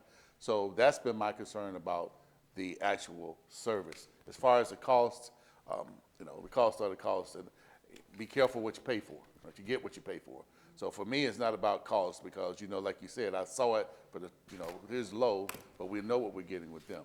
So anyway, those are my thoughts. Thank you, Council, for being patient. That's all. Thank you, Councilmember Kilrain. Yeah, I was going back the annual cost, as Mayor was saying. 16 million per year that would be then for 28, 29. I guess we're going to be, if we didn't do the extension, right, we'd be picking up 16 million per year for the next 3 years, almost. So, we're talking pretty good chunk of change there. We're going to a competitive basis on the RFI if we did it that year.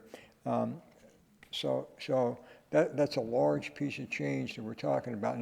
And my sense is that when we do the RFI, it's based on a competitive basis. So that's going to clean out other things besides the experience with the city, and which is very important because transition is a nightmare. I've been through a few of these things.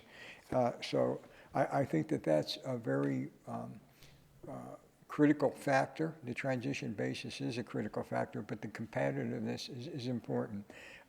From a comparison standpoint, what we're talking about is mileage and tonnage. That's the cost of hauling waste. A comparative here is really what the Lee County has negotiated. I think they're with Waste Pro, right? That's where you identify. I think 5 of the 6 areas. I know there's one area, I believe they're with Waste Management, but I think the rest of it's Waste Pro. Okay, so based on that, how did I can't remember what our waste, what was the chart that you showed, what Lee County was paying as compared to us? You talking about the residential rates? Yeah. Okay.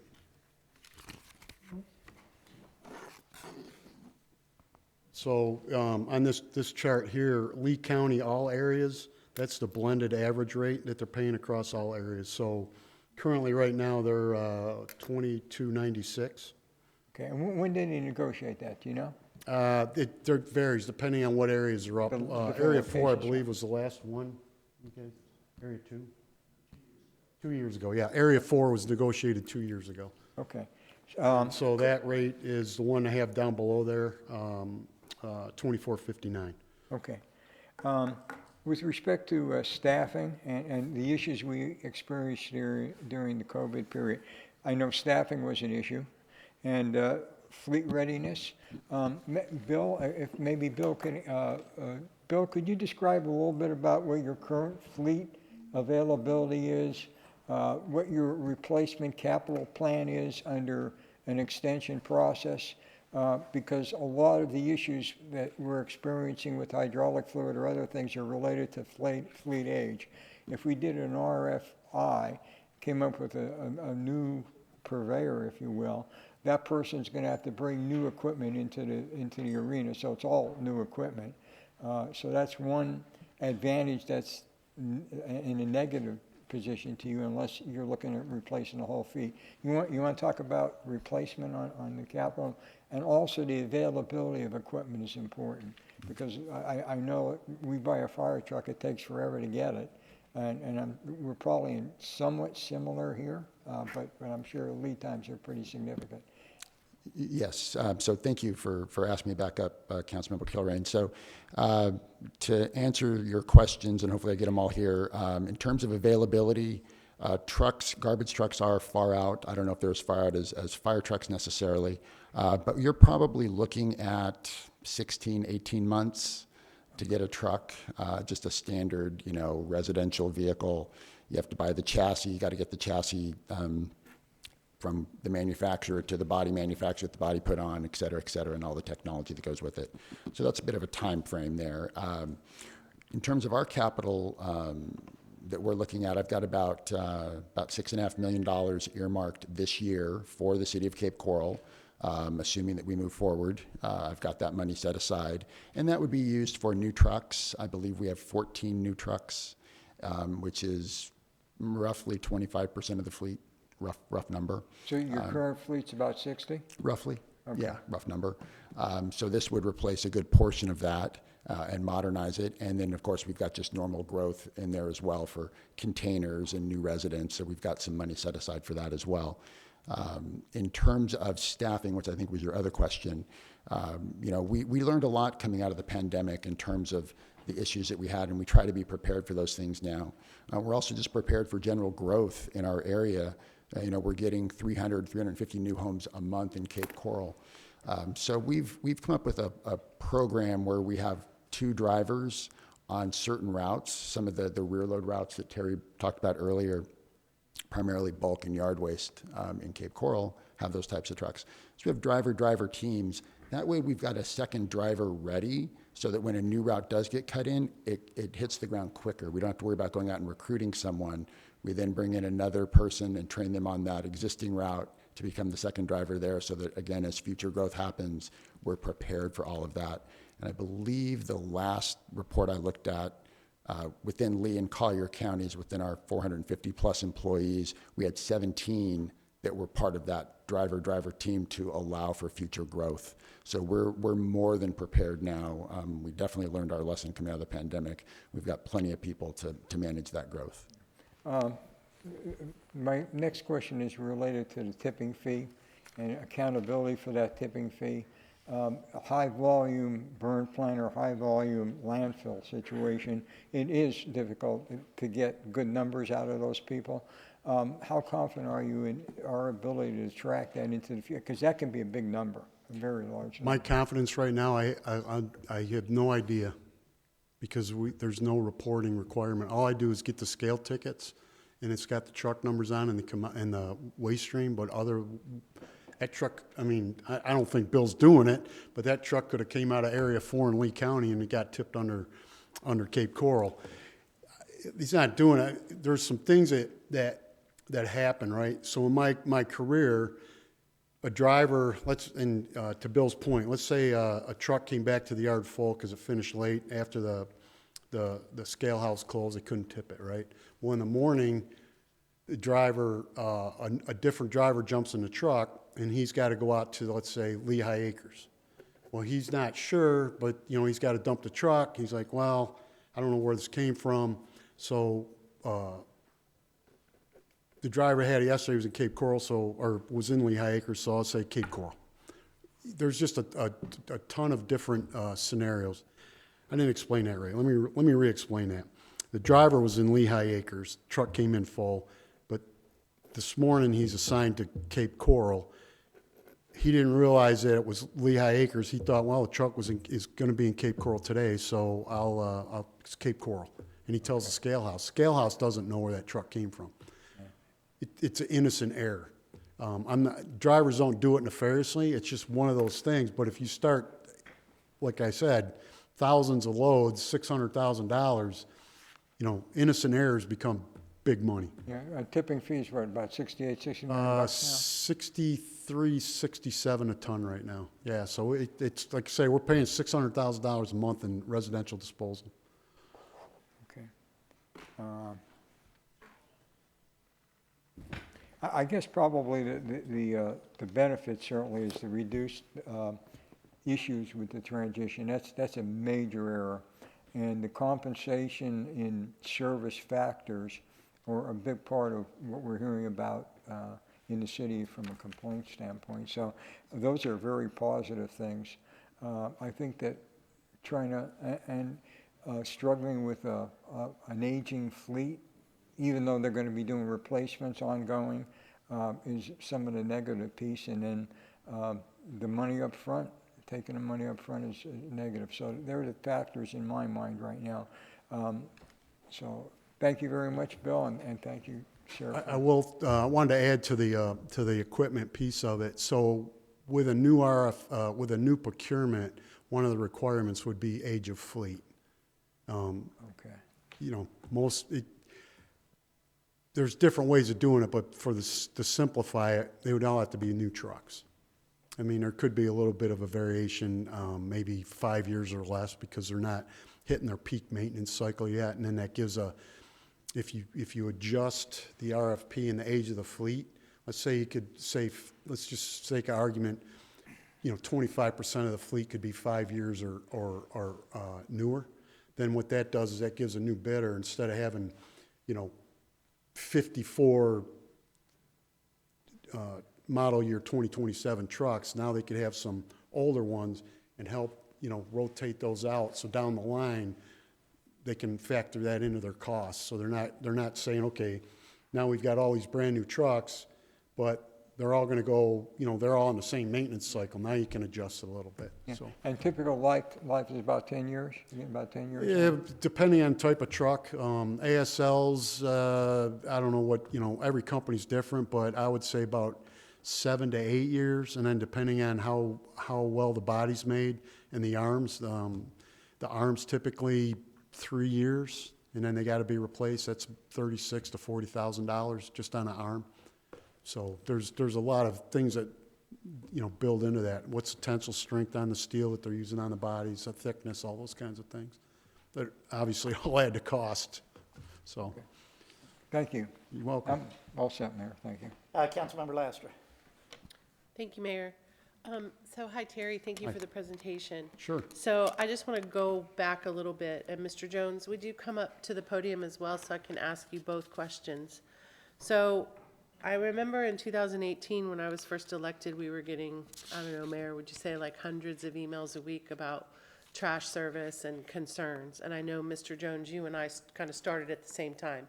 You came here and I started up here and we met. And you were so gracious because you allowed me to get on a trash truck very early in the morning with Jay and drive around and figure out what the issues were. And what we found out was, like, for example, the UEP that was happening at the time was difficult, and there needed to be more communication with construction. And then we also found out that in the yacht club area and kind of the CRA area, when it would rain, the power lines would be super low and they'd hang low and the trucks couldn't go in the streets. So we resolved that, and I was very grateful for you allowing me to do that because, you know, in my former life, having moved donated goods and recyclable commodities throughout 5 counties and 30 stores between here in Houston and Northern California, I learned a lot about the trash business and how it works and logistics. So I know that back in, after the pandemic, as you mentioned, Mr. Jones, and you as well, Terry, that things were very messy, and we've all learned a lot, and we've come a long way from there. One of the things that we used to get, and maybe we still do, is you know, the service reports, I guess, if you will, like how many people have called in, and I see that you've added that as one of the conditions, I guess, of the new contract, which I like, because that's important, because that's the one thing that people, you know, residents are always very concerned about is the service levels of their trash in addition to their first responders. So, Mr. Jones, would you say, and I know Councilmember Kilrain asked the question about your capital plan, I guess, if you will, and would you say that, you know, you talked about our growth and a couple hundred homes a month that we're still having come online. Would you say that, you know, your infrastructure is definitely where it needs to be, and then in the future as we grow, you know, could you maybe reiterate that plan a little bit in terms of how you would add infrastructure to your current fleet as we grow? Yes, so thank you for asking me back up again, Councilmember Lastra. So in terms of our capital expenditure, I mentioned the $6.5 million that we've got targeted this year. We definitely, we're prepared for the future in terms of growth. We've increased the number of carts that we order from Toter, for example. We're up to actually 5 loads per quarter now. When I first got here, going back in time, we were, I think when the contract first came up, it was 20 homes a month, right? There's actually language that says, expect 20 homes a month, Bill. We get 20 homes a day. Yeah. So, so we've upped that so that we're prepared for growth and replace. And we've also got replacement carts in there. As carts get older, you know, a lot of our carts are kind of coming to the end of their life cycle. Some have been out there for 15 years since the council, you know, approved carts way back when. So we're more than prepared from a capital standpoint to move forward. We have been in a unique situation here since really we extended the agreement just about a year and a half before the pandemic, plus or minus in that time range, I think. Yeah, 2020. And so after that, when costs sort of changed and, you know, we had to pay more for capital, we had to pay more for employees, we had to pay more for insurance and parts and vehicles and all those other sorts of things. Ever since then, quite frankly, we've been upside down on the agreement, and we've shared that information with the city. So it's you know, we're transparent on that. This obviously gives us a chance to not be in the red, so to speak. And obviously, if we're not in the red, we can spend much more money on capital improvements and do things like that. So I think, you know, through the extension process, we will see much more capital coming into the city from us to replace trucks. And as to kind of address what Councilmember Kilrain brought up, you know, our capital replacement process would be much more vigorous than it's been the past few years because we would have positive cash flow in order to make those investments back into the community. So I think you would see the fleet average age, to Terry's point, decrease dramatically in the next couple of years with these types of improvements. And what is your current average age of your fleet? Like, do you go replace every 5 years, 3 years? I mean, in general, as Terry mentioned, every truck's a little different, types of trucks are different, but as a general rule of thumb, it's about every 10 years. Every 10, okay. Rough number, yeah. Okay, thank you. So I know that rates will definitely increase should we go out for RFP, and I'm with Councilmember Donnell, like, you know, you get what you pay for. And I was concerned, you know, several years ago that Waste Pro was operating in the red because that concerned me in terms of our service. The other thing that you know we need to all be very cognizant of is you talked, Terry, about that transition period and how messy that can be. In my experience, it can be very messy because you know, you're dealing with new and the transition period can be yucky, but that doesn't really scare me. I mean, that's going to be with anything that we do new, especially of that volume. So can you go back to slide 18 where you talk about the recommendations? This, So, you know, as I said, for me, you know, the cost isn't really a concern. You know, I would rather have great service and pay for that. I know that, you know, residents will, several residents maybe will reach out and say, no, we want the cheapest as possible. But, you know, I just think, especially with trash, that's not something we need to be looking at. We need to be looking at service times and level of service. And then, you know, for me, it is about service improvements. I mean, you know, I've seen, you know, when I previously served, all the messy issues that we had and the pandemic and, you know, then, you know, individuals not wanting to come to work and not being able to hire CDLs. And, you know, for me, it's all about the service because that's what we're going to hear from our residents. I'm very fortunate in that I've never had personally any issues at my homes with any service with Waste Pro. They've been, you know, right on. So, you know, I'll wait to hear. I mean, I'm not, I don't object to going out for RFI. I think that, you know, that's always a good thing. You know, but again, our rates will more than likely increase if we do that, and, you know, that's okay. I'll wait to hear from the rest of my teammates up here and go with consensus. But, you know, my thought is going out for RFI isn't necessarily a bad thing. I would only caution that, you know, we're going to increase in price and could increase more. So that would be my concerns. Thank you. Thank you, Mayor. Councilmember Lehman? Yeah, you do. You get what you pay for. Is there any way, Carrie, you can tell us how many complaints come through, say in a given month or however long the period is, through 311? The reason I ask is because I have constituents calling me constantly and sending me emails about the fact that their yard waste is not picked up, and I don't understand why this is happening. It has happened to me personally, not just me, my entire street and other streets in my district. How many complaints are coming through? Because, yeah, you get what you pay for, but if they're not doing the job, then you're not getting what you're paying for. So it's, I'm glad you brought that up. As a matter of fact, I want to thank you for using the 311 system when you reported your street mist. That's what it's for. Appreciate that. So I pull up the number, and I didn't use this entire fiscal year because we had the storm in October, and then into November there was cleanup.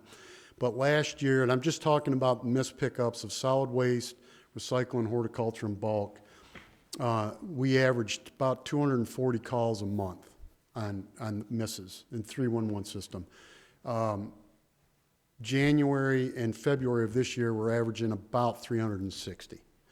Now, with that being said, I've also tasked my inspectors to enter in missed pickups if they see them. So there's a slight increase because of that, but we only averaged maybe 50 in January, roughly, that we entered because I was still building the team. But what we don't know is, and that's why I asked for we need the call logs from Waste Pro. We don't know what they get. So if you could think about it as they escalate, right? Y'all get a call, but how many calls, when you look at that pyramid, y'all get a call, but then how many filter down from there, and what's how many total? So to answer your question, yeah, right now we're averaging about 360 calls a month right now, just for the 4 misses. I mean, granted, in your defense, I will Something say, to think about, and I did put together, and I'm glad you brought that up. I put together a little, you know, a lot of times there's a talk, you know, what's the industry standard for missed pickups, right? Well, there's really not. It's what the community can tolerate. yeah, So if we look at a community of our size, 94,000, if the missed pickups were 1%, that would be 940 per month. So we're getting 360 at 311.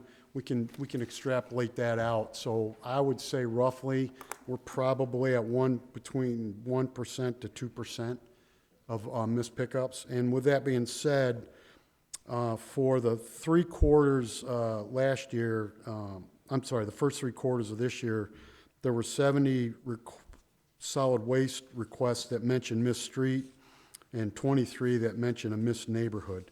So, to your point. Well, the one thing, and, you know, in your defense, I've had constituents call me and say, oh, they didn't pick up my garbage today. And my answer to them is, and your garbage day is what? And they'll tell me. And I go, and when did you put your cans out? Because a lot of times, if you don't put your cans out the night before, guess what? When they pick up at 6 o'clock in the morning, it ain't happening, kind of thing. And you really can't complain about that. Right. But as I say, I think I've had the majority of people complaining about yard waste. Yeah. And apparently it's like, there's like 2 streets in my district that I can guarantee on any given week, I'm getting 3 or 4 calls from these people. And I can meet with you later and I'll give you the information on the Okay, streets. yeah, if you want to email it to me, and I'll get it to Bill and his team, and we'll make sure that gets picked up on a regular Yeah. basis. Well, Or if I've- there's an issue, we'll figure it out. We'll Yeah. figure it out. See, I'll also say to them, okay, was it in a plastic bag? Because they won't pick that up. Right, right. You know, was it bundled the right way? Did you do it the right way? And yeah, people get annoyed because they're saying, you know, wait a minute, you're finding fault with me, but they didn't pick it up. Yep. I said, but you got to do it the way the rules go. Yeah, and to your point, right, 311 just intakes the call on what the resident tells them, so that's where our inspectors really help out, and when we team up with Waste Pro to really understand, you know, is it set out correctly? Did you have it out on time?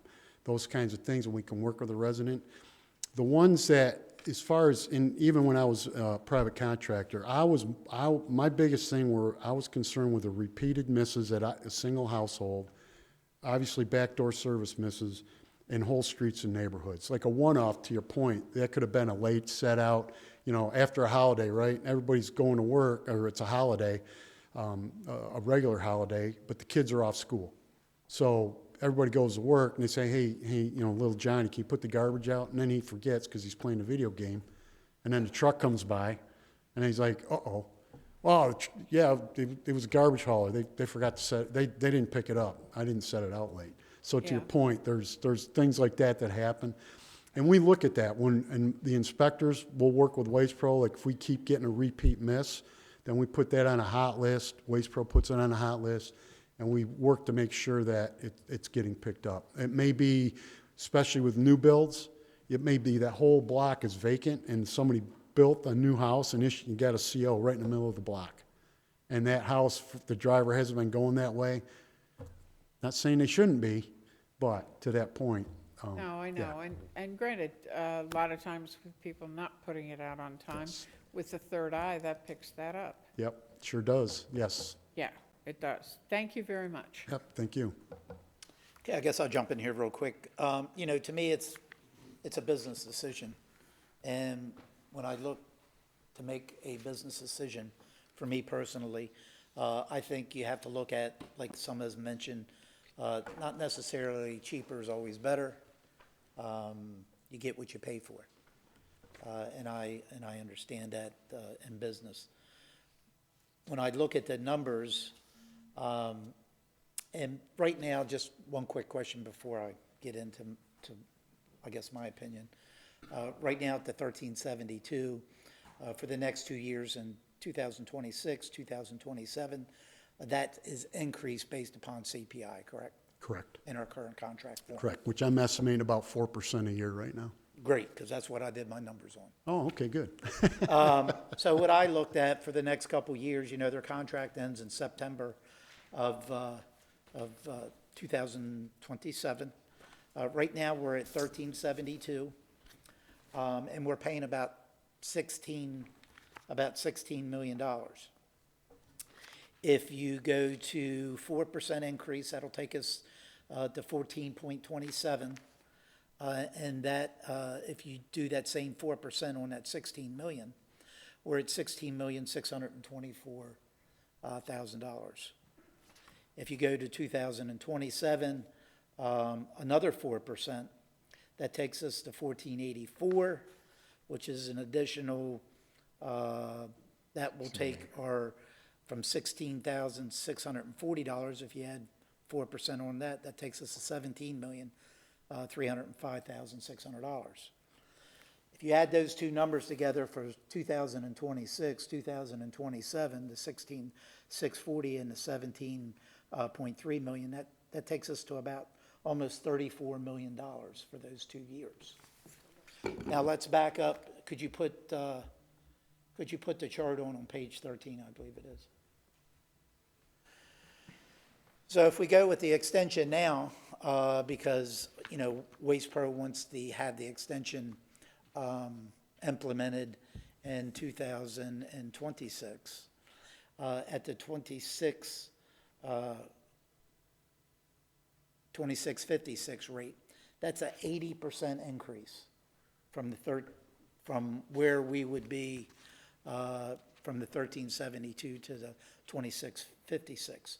That's an 80% increase.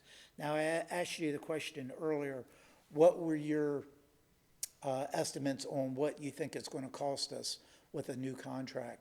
Did you say 25 to 30 million? Yeah, I think somewhere between, I had the number here. Yeah, basically from 25 to 30 million, somewhere in there. Depend, you know, That's it really exactly- depends on how many bells and whistles we ask Right. for, that kind of thing. So that's exactly where I was at. So if you do the 25.56, which is an 80% increase, and you do an 80% increase over the 16 million that we're paying now, that's $28.8 million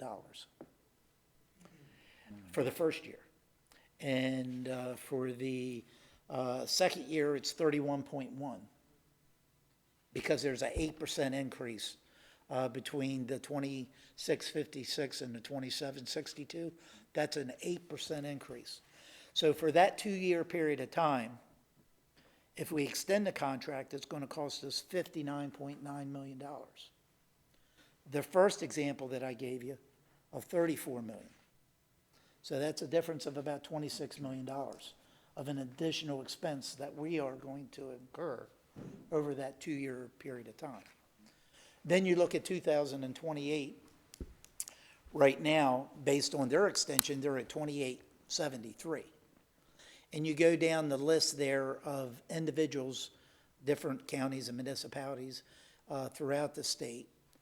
And that 2873, when you look at that now, I know we talked about Port St. Lucie earlier. They're showing at 39.69. When you look at their numbers across the board there, in my opinion, it's an anomaly. And the reason that I'll say that, Councilmember Donnell, is Waste Pro pulled out of their contract with that particular city. In their contract, they could do that in a very short period of time. So Port St. Lucie was left with scrambling, trying to fill their contract. And the industry knew that. That's why you see their numbers where they're at. They kind of got caught with their pants down. So when they went out, because Waste Pro pulled out of their contract in a very short period of time, the industry knew that they were vulnerable. And that's why you see their rates where they are. So for me personally, I kind of set them to the side. I think it's a different scenario for them. But when I look at that 2873, you know, we may be there or we may be less. We don't know if we put it out for an RFP. But what I do know is it's going to cost us $34 million for the next 2 years. I know that. So for me, why do I want to spend $34 million over the next 2 years, probably to get to the same rate that we will at RFP, and possibly even be less than that? I don't know. For me, that's the $1 million question. Do you want to spend the additional $34 million for the next 2 years and probably be at the same point anyway?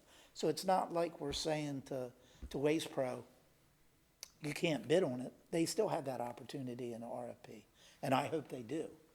For me, I'm not willing to spend $34 million in additional cost for the next 2 years to probably end up where we're going to be anyway. So for me, I'm 100% for the RFP and see where we land for those reasons. Councilmember Steinke. Thank you, Mayor. I have similar thoughts and have done the math the same way. The question, Terry, that I had for you as it, in regard to the calls that we get, 311 and otherwise, I had spoken with Ed and with Bill in previous months about some of these issues, and found out that they actually have cameras with timer, the current time of day on. So when that call comes in, hey, they didn't pick it up, and whether Johnny didn't take it out because he's playing his video game or whatever the case might be, it would probably be good to know what the resolution stats are. That if we get that 360, and I'd done the math too, if we got 94,000 and you got 4 pickups a month, it's 376,000. And so if you get 360 out of, it's kind of small numbers. No one likes to go out and their trash wasn't picked up. So that isn't pleasant. But in the whole scheme of big numbers, not so bad. Right. But what would be, I'd be interested in is when those calls came in and it got investigated and they went to the cameras on the trucks and so on and so forth, like what was the resolution of the call? Do we keep those stats?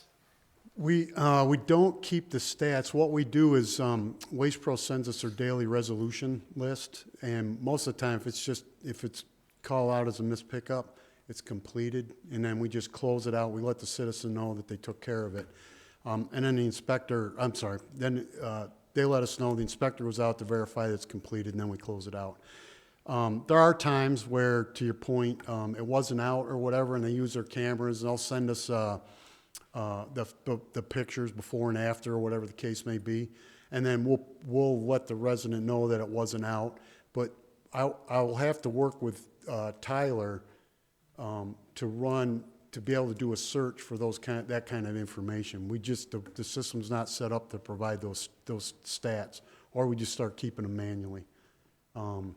There's times like for one of the big things we're really focusing on is tote repairs and tote deliveries, because it happens. Residents, they're generating a lot more trash because the households, those carts are designed for a family of 4, and as we know, we have a lot of places where there's more than 4 people in the house, and so what happens is they have extra trash. So what they want to do, instead of buying their own personal can, they'll say, my trash tote's missing, I need a new one. So we're working with Waste Pro and inspectors to verify those residents only have 1 solid waste and 1 recycling tote, because that happens as well. But we don't really have a way to track all the resolutions as a percentage, but I can certainly work on something. And try to I figure wasn't something trying to give staff an additional job. Oh. I just wanted to know if it was kept and a general idea of kind of percentage of, well, the camera said the trash wasn't out there, type stuff. Bill could probably better know, but I would say his overall percentage, it's insignificant. It really is. Okay. On it wasn't out. All right, thank you. Councilmember Lassiter. Yes, thank you, Mayor. Just one quick question.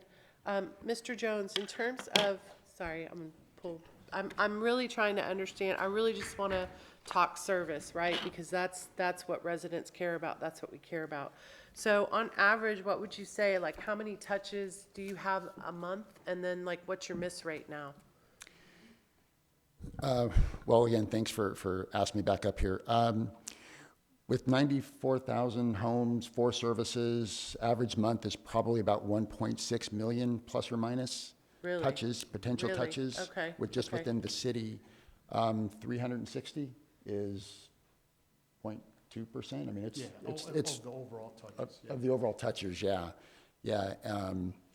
And to your question, Councilmember Stanky, whenever we get something like that, we do have the cameras, but when we get a complaint from a customer saying that they weren't serviced, we don't go into this thorough investigation. We go take care of it, right? And If we have, as Terry mentioned, if we have the same address coming up multiple times, that's when we start digging in. You know, so in my world, if a customer calls and says, hey, you didn't pick us up, and we go out and they get one extra pickup, you know, it's okay. I'm not worried about that. So I'd rather err on the side of the customer and not point fingers and delay service. So we really only dig into it if it grows legs, so to speak, and appears to be a bigger issue where it could be a customer issue, could be an us issue, could be a routing issue, a driver issue, could be a number of things. So we kind of dig into those just a little bit more. I did, while I was up here, if I could, I think there was a question regarding the commercial rates. That might have also come from you, Councilman. Yeah. So the commercial rates, the way that we have them structured, if you're on the lower end of usage, your rate doesn't go up quite as much. If you're on the higher end of usage, your rate goes up more, and that's designed to get commercial businesses to recycle. And so that's really the way that the price is structured. So when you look at the percentage, it's kind of an overall blended average. It's really more for the high-end users and a little bit less for the mom and pop smaller generators, again, designed to get recycling going so you can, recycling, which is less expensive generally for the customers. So I did want to point that out. And then there was a comment regarding Port St. Lucie, and just to clarify, Port St. Lucie, we didn't, I think the term used was pull out. We didn't pull out. It was, the contract was over and we chose not to renew. So slightly different view of that, but just wanted to point that out. Thank you, Mr. Jones. So, I agree, Mayor. I mean, if the consensus is we go out for RFP, I don't have any issue with that, because Waste Pro will obviously more than likely bid on that as well, and we can definitely line up all of the folks that bid and just ensure, I guess, Terry, with you, that they have the infrastructure to be able to handle it. Now, the other thing I want to ask you, Terry, is do you think I know there's a lot of cities that do this. I've done my research on this. I've heard it from other waste vendors. Is there any benefit from our city to split it in half and, have one vendor service I think we talked about this years ago, where maybe we had a vendor who handled all of our recyclable commodities. We had another vendor that took care of our landscaping, landscaping bulk, and then we had somebody do bulk and then service. I mean, is there any benefit to doing that at this point with our projected growth over the next few years? Well, there's benefits to a certain degree on, service. What you're going to lose is cost benefit. Gotcha. Because both companies have to have, all these, the overhead, and the indirect staff, the maintenance facilities and everything. So you're going to lose on the cost side. I was, when I was with the company and we did Detroit was split in half. We had half, the other company had half, but they were still like 120,000 homes, right?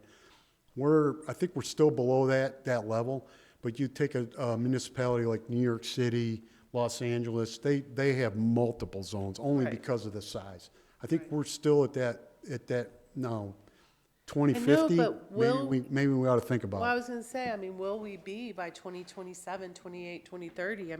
I just don't, Mayor, my whole thing is, and Councilmember Donnell, you can relate too, is I just don't want us to be caught with not anticipating the amount of growth that we have and the building industry picking up again, and then we're building more homes, and then we're built out, in the next 10 years. I just want to be able to anticipate that growth so that we have things in place with our waste vendor that keeps up with that, so that, hey, we may need to add 10 trucks because we had this explosion of building again, and we didn't anticipate it, but I want to anticipate it. Does that make sense? That's a very wonderful point you made, and it's going to be part of an RFP process. Should that be the way we go? What is your build-out plan? We certainly give them all the, the demographics, how many homes we are, what the expectation is. It's certainly more than 20 homes now, and what's our future growth? How many homes, businesses? Because if we don't provide that, the proposals are gonna ask that anyway, because they're gonna wanna know, to give us the best price possible to do all of this. And going back to the point on splitting it up, we did look at that on an in-house basis, and then potentially, if we were to go back out, we need the commercial to help offset the residential, you know, that subsidy. And right now, the way it's set up, it would be very difficult geographically to split the city up into zones, where in the future, as we grow out with some of the development that's going on, there'll be more commercial work to spread around, so to say. And you But- don't think with our history and our, you know, concerns about service in particular categories like yard waste, you don't feel that we should break up, you know, a vendor or two and do it by commodity? You truly feel we're gonna lose on price? Yes, yes, I mean, I guess for me, you know, I just don't wanna lose on service. yes. I mean, that's my biggest concern. 'Cause, you know, I've sat up here when people were angry about lack of service, and I want to be able to anticipate that. Thank you, Mayor. Councilmember Long? Thank you, Mayor. Yeah, you're right. I think, and to go one step further, if I'm not mistaken, I think you got a second to work on something regarding splitting those up during your previous. Okay, so we not only we discuss it, but we you know, I guess for me, we've already had a pretty lengthy discussion, and I know Joe just left, but before we go any further, I mean, is there really, I guess, to show of hands or do sort of a tally? I mean, how long can we talk about it with regards to how many people are interested in, I guess, extending the contract? Is there anyone here that's interested in extending the contract?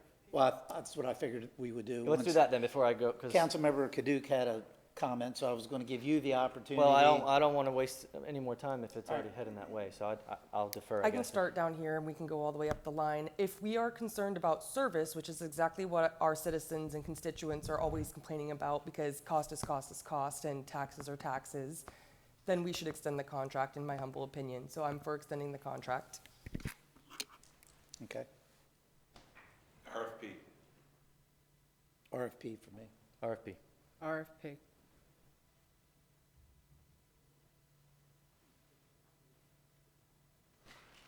I thought you were gonna have, how is the services that, I need to ask a question. May I ask a Okay. question?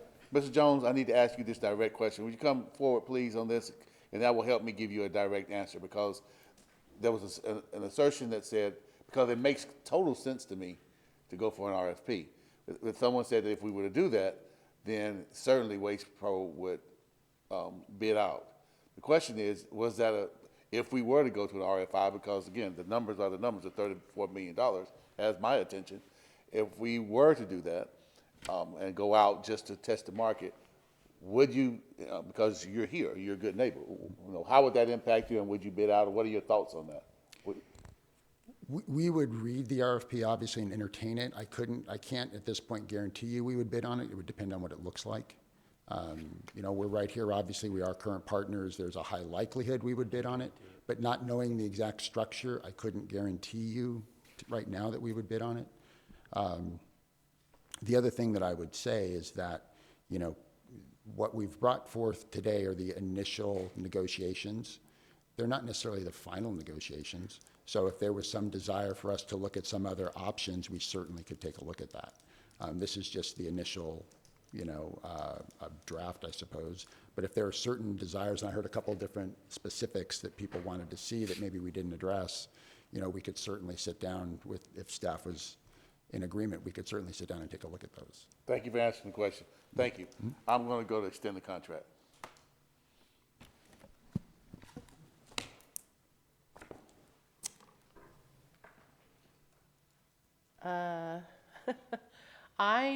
You know, service is my number one concern. And I know I've experienced the messiness of that change, if you will, and I'm not necessarily scared of it. I just want to warn everybody that it could happen. It looks like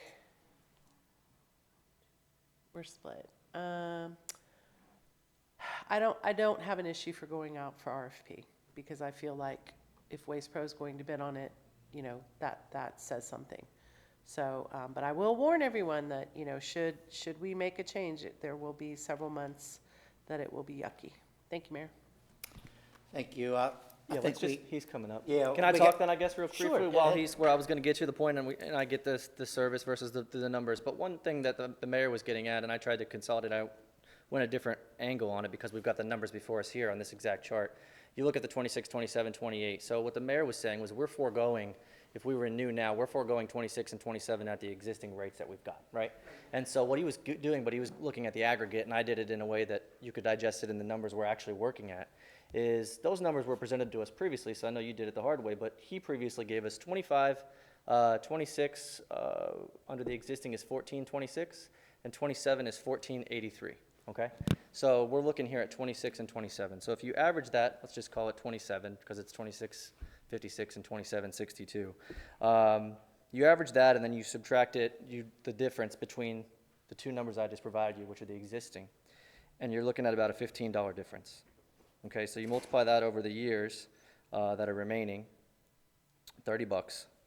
You divide that over the 5 years of the extension that we're looking at, okay? Now that's $9 difference over every 5 years. So you add that $9 to those figures, and you're really looking at $34 instead of 28. And now we're not below market; we're over the market. So that's what the mayor, I believe, was getting to, but he did whole numbers. That's the way that I skimmed that cat. So it's a significant difference when you look at it that way, in my opinion, and makes it even easier than simply just cost versus service. I just wanted to put that out there since it's a little closer than I had anticipated. Thank you. And Councilmember Kilrain, I know you're all wired up, so I don't know if that works both ways, but while you were gone, we kind of took a poll on RFP or extending the contract. Councilmember Kaduc was for an extension. Stanky was RFP. I was RFP. Councilmember Long was RFP. Councilmember Lehman was for RFP. Councilmember Donnell was for an extension. Councilmember Lastra was for RFP, so we're. Okay, yeah, a couple of points. Sure. Number one, I think that the basis of comparison from a travel and wage standpoint really is Lee County, and looking at what their rates might be in that year, the extended year. I think that Waste Pro has been an excellent partner with the city. But the problem right now is it's a business decision. I'm sure they're going to continue to be an excellent partner. The amount of money that is in the differential in not doing the extension now is significant. And it was just pointed out it's in the area of $30 million, and/or it's a significant increase if you load it into the back end of the rates. So based on that and being a business decision, I'm always focused on being competitive in the market. With no due difference to Waste Pro, because I think that if they're continuing to lose money, that's a business decision they're going to have to make to deal with that. And I sure as heck hope that they're not in a position where they're losing money. But the point is, I think we really have to make sure that we're looking at the RFP coming in at a competitive piece. So I'm there too. So, Mr. City Manager, I'll give you the information you were looking for. Yes, sir, thank you.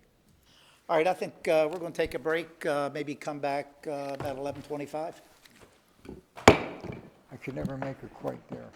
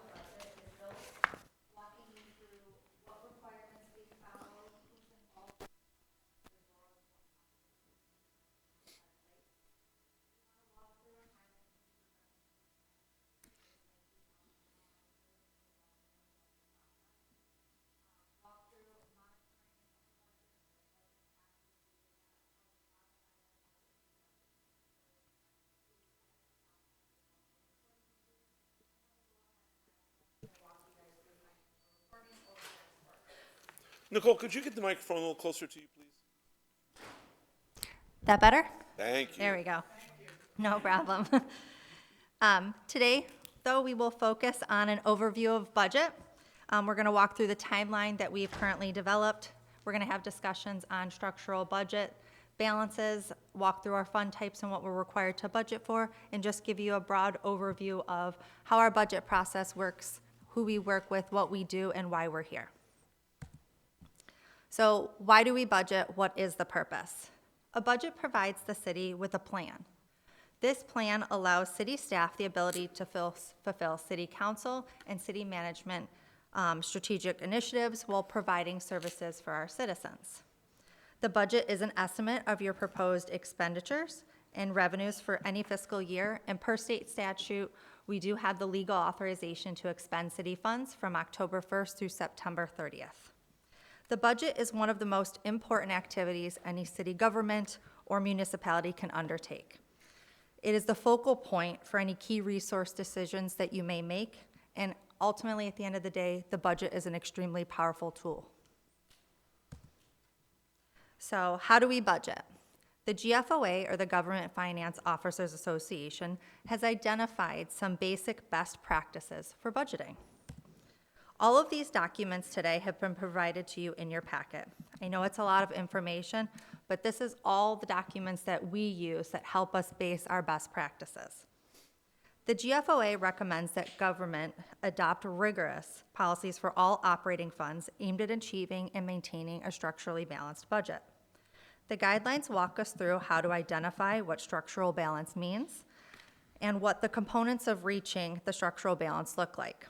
The city has followed this recommendation, and it is your first policy in your financial policies that you'll find in your budget book. Adopting financial policies. The GFOA best practice suggests that all governments should formally adopt financial policies as they are central to strategic, long-term approach to financial management. The GFOA suggests certain steps for making effective financial policies, and the city has developed a set of financial policies that is in your finance book. Financial policies are meant to be an aid as they institutionalize good financial management practices. They clarify strategic intent. They define boundaries. They support good bond ratings, encourage long-term strategic thinking, manage risks to financial condition, and they comply with established public management best practices. As I said, the city has adopted formal financial policies, and they can be found in your budget book starting on page 35. Fund balance guidelines for the general fund. The city has a formal fund balance policy in your financial policies. It's number 22, and it starts on page 41 and 42 of your budget book. This explains the budget stabilization reserve for the general fund and also walks through how it's calculated.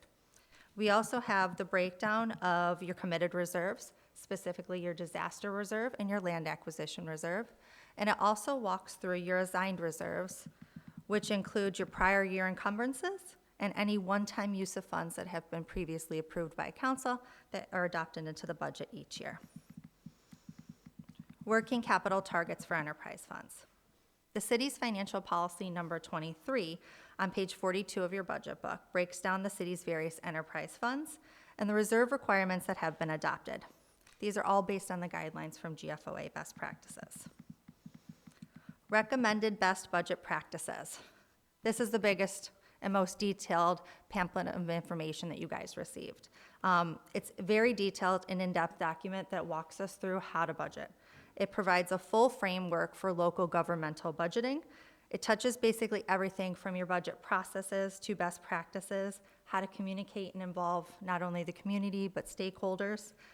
It provides tools, techniques, and highlights practices that they recommend. We use that on a regular basis.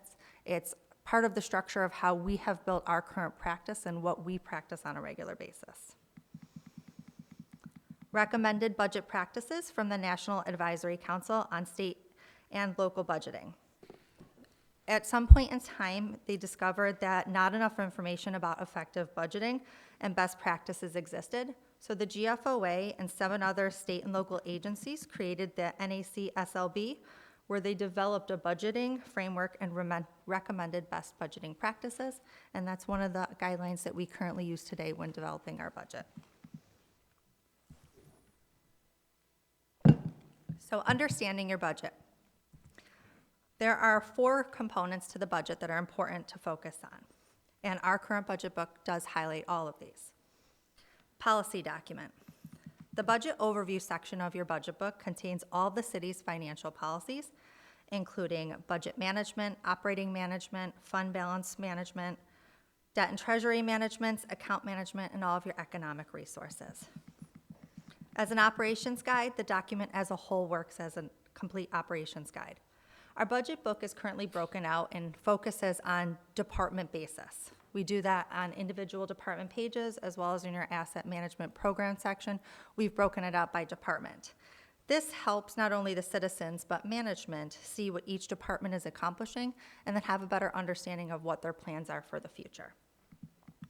As a financial plan, the document provides an adopted budget year as well as 4 forecasted years and a 6-year capital asset plan.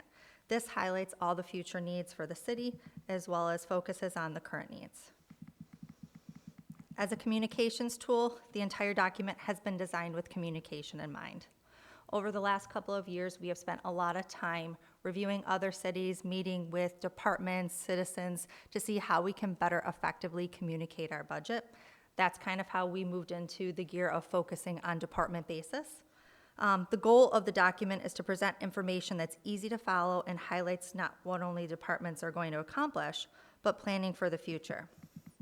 We've also expanded our performance measure section. A lot of information and feedback we received was that citizens, people in the community didn't know what we were accomplishing as a whole. The performance measure section provides us the ability to show everyone what the departments are accomplishing, how they're hitting strategic priorities, and how the funds are being currently spent. So some just basic key overview facts regarding our budget. The city does currently operate on an October 1 to September 31 fiscal year. A balanced budget is required by Florida statute, and we currently do utilize the state chart of accounts. We do have revenues, which are the funds that are identified, and it's where the money comes from, both reoccurring and non-reoccurring. Expenditures are the planned uses of funds. Basically, how are we going to spend the money from year to year? And our budget is adopted in accordance with a set of policies, and it's following the strategic plan approved by council, and it's completed by resolution every year. So, what are we responsible for budgeting? When budgeting, it's important to understand that the funds you are budgeting for, we have about 88 total funds for the city that we're watching, plus 1 component unit for the charter school. When we look at that, it's looking at 88 individual businesses. We have to not only balance them, but we have to manage the assets, liabilities, and all the revenues and expenditures for each. We take a look at our governmental fund types, and we focus on the general fund. It is a standalone operating fund. It accounts for all financial resources except those required to be accounted for in any other fund. The general fund of government is a unit that serves the primary reporting vehicle for current government operations. And the general fund, by definition, accounts for all current financial resources not required by law or administrative action to be accounted for in any other fund. Majority of the other funds are restricted by statute or law, for instance, grants, whether state or federal, ordinance, or by resolution. Our special revenue funds account for the proceeds of specific revenue sources legally restricted to expenditures for specified purposes included in funds such as our fire operations fund, 5 cent and 6 cent, all hazards. Then we have our debt service funds. They account for the accumulation of resources for and the payment of general long-term debt, principal and interest. Your capital project funds account for financial resources to be used for the acquisition of construction of major capital facilities, vehicles, and any equipment. When we review our proprietary funds, we have the enterprise funds. They account for operations that are financed and operated in a manner similar to a private business. So where that's the intent of the governing body is that the cost of providing the goods or services to the general public on a continuing basis be financed or recovered primarily through user charges, basically our water and sewer fund. We have our internal service funds. They account for the financing of goods or services provided by one department or agency to other departments or agencies of the governmental unit on a cost reimbursement basis. And lastly, we have our charter school. It is presented as a component unit in the city's financials. They do operate on a different fiscal year. It's July 1 through June 30. They include both a general fund and an internal fund, where the general fund manages the day-to-day. They also have an internal fund that represents restricted programs where the funding is specific to that program. So structural balance. I know you're going to hear a lot about it as we walk through today's session, but a true structurally balanced budget is one that supports financial sustainability for multiple years in the future. Structural balance is required at many levels. Starting with Florida Statute 166.241, the governing body of each municipality shall adopt a budget each fiscal year, and it must be adopted by ordinance or resolution. The city's charter, section 7.04, notes that the proposed expenditures shall not exceed the estimated income. And lastly, in our city financial policies on budget management, policy number 1 speaks to structural balance, and we'll step more into that.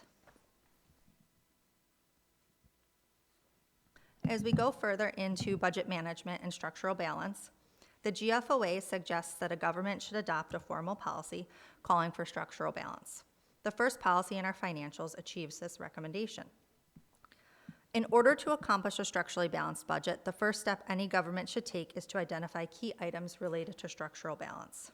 These include the reoccurring revenues and expenditures, as well as identifying any non-reoccurring revenues and reserves. Reoccurring revenues are a portion of the city's revenues that can be reasonably be expected for future years and continue year to year. For instance, your ad valorem taxes. Reoccurring expenditures appear each year, and those are items such as salaries and benefits, materials and services, asset maintenance costs, so on and so forth. As you can see in the chart provided, each year the city prepares a one-year budget that you adopt, and we also have a 3-year or 2-year forecast that follows. Each year is structurally balanced, and we do follow our financial policies. The budget cycle. The budget cycle process truly never ends for the city. I'm sure my staff can attest to that, and I'm going to completely embarrass them right now. Please raise your hands. Behind me is my team. They basically help the entire budget cycle be possible. Their dedication and commitment to their departments year-round, assisting them with preparation and planning, and working with them through adoption, execution, consistent monitoring and modification as needed, provides the department with the ability to focus on their strategic initiatives and their priorities. And this gives the departments the abilities to accomplish their goals. Their passion about budgets in each of their departments is what is driving our team to continually build and communicate a better budget year after year, and I'm extremely grateful to be working with them. Without the staff that I currently have, without the passion that they have for their departments, we wouldn't be able to build you a comprehensive budget each year. They truly take the time to work with the departments, get to know them. They go on field trips to see the facilities, understand what each function means of a stormwater project. They get extremely involved so that they can help assist and guide the departments in building a comprehensive budget. During this session, we're going to focus on preparation and planning, and then deliberations and adoption. So the NACSLB does provide a mission on budget process. A mission statement identifies the central goal of a budget process. It incorporates both political and managerial aspects, as well as the responsibility to report and account for the provision of services and the use of resources. Communication and involvement with citizens and other stakeholders is stressed. The broad nature of the mission allows issues to be addressed that have limited the success of budgeting in the past. Within the principles and elements, we have established broad goals to guide government decision-making. A government should have broad goals that provide overall direction for the government and serve as a basis for decision-making. These broad goals could be things such as your strategic plan or any master plans. Develop approaches to achieve goals. A government should have specific policies, plans, programs, and management strategies to define how it will achieve its long-term goals. Develop a budget consistent with approaches to achieve those goals. A financial plan and budget that moves toward achievement of goals within the constraint of available resources should be prepared and adopted. Evaluate performance and make adjustments. Programs and financial performance should be continually evaluated and adjustments made to encourage progress toward achieving each department's goals. By focusing on these principles and elements, it helps build a comprehensive overall budget. So the budget process. The NACSLB has helped identify key characteristics of good budgeting, make clear that the budget process is not simply an exercise in balancing revenues and expenditures one year at a time, but is extremely strategic in nature. It encompasses a multi-year financial and operating plan that allocates resources on the basis of identified goals. A good budget process moves beyond the traditional concept of line item expenditure control, providing incentives and flexibility to managers that can lead to improved program efficiencies and effectiveness. Overall, walking through the good budget process, we hit all these essential features, and it's important to continually go back and look at these and reevaluate. A budget starts as an adopted number, and you have to continually go back and look through the processes, look at the changes, work with your departments to adopt and move forward each year. So the budget overview process. So this is a high-level chart that you'll find in your budget book. It's something that we walk through each year that gives just the basic overview of what we do. As soon as the budget is finalized on October 1st, we are already starting and kicking off our next budget cycle. So the budget division gets with the departments and we start preparing initial expenditures and revenue estimates that we work with the departments on in December. Then in January, we work with City Council and city staff to prepare a strategic plan work session. Usually that is your budget workshop in January.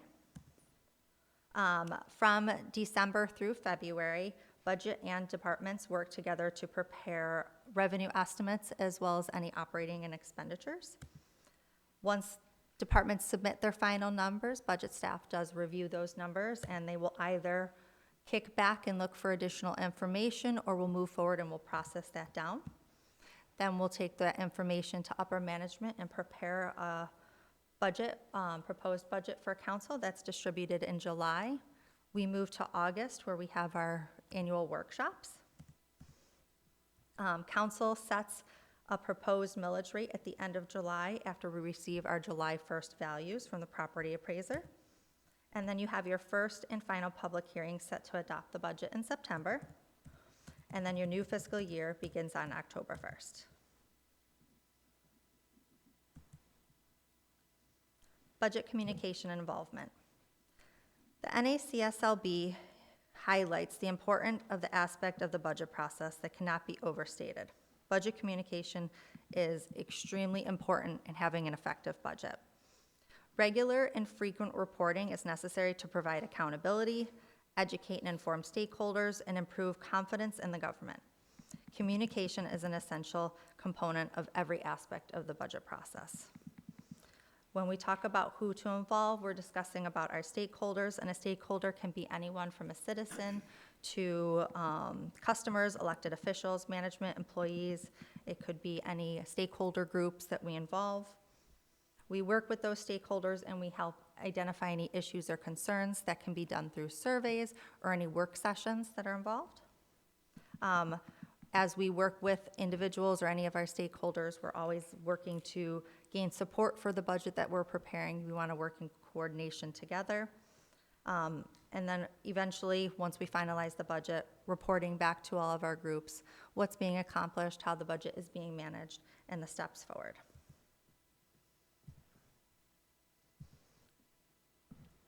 Into the preparation and planning.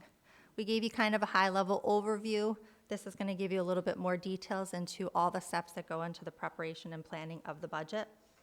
As we stated, once the budget is released and finalized for October 1, we're going to work to update and finalize your budget book and get that out to staff, and that's when we start compiling all the data to build our numbers and our spreadsheets that we submit to staff for December. The first step that we kind of focus on in December is our asset management plan. It is a 6-year asset management plan. We send out the data and the information to staff, and they begin looking at planning for the future. This asset management plan really helps guide the next steps for operating, so we want to make sure we have a comprehensive AMP before we move forward. From December through February, budget staff delivers guidelines to each of the departments. We send out a set of guidelines each year that basically walk departments through not only how to enter their budgets into our software system, but generally basic good practices, all their timelines, deadlines, expectations from the department so that they're prepared for the season coming up. In January, we do hold our annual budget workshop where we meet with council and we focus on strategic initiatives and any council priorities. From February through April, department starts returning in not only their AMP, but they've evaluated personnel and operating. So they start submitting all of their details and their information to staff, and that's when staff starts doing their comprehensive review. From April through May, we set up our department meetings with the city manager's office, and we meet with the city manager and department directors to walk through their budgets. We review personnel, operating, and capital, and then any program modifications or requests that they may have so the city manager can make decisions.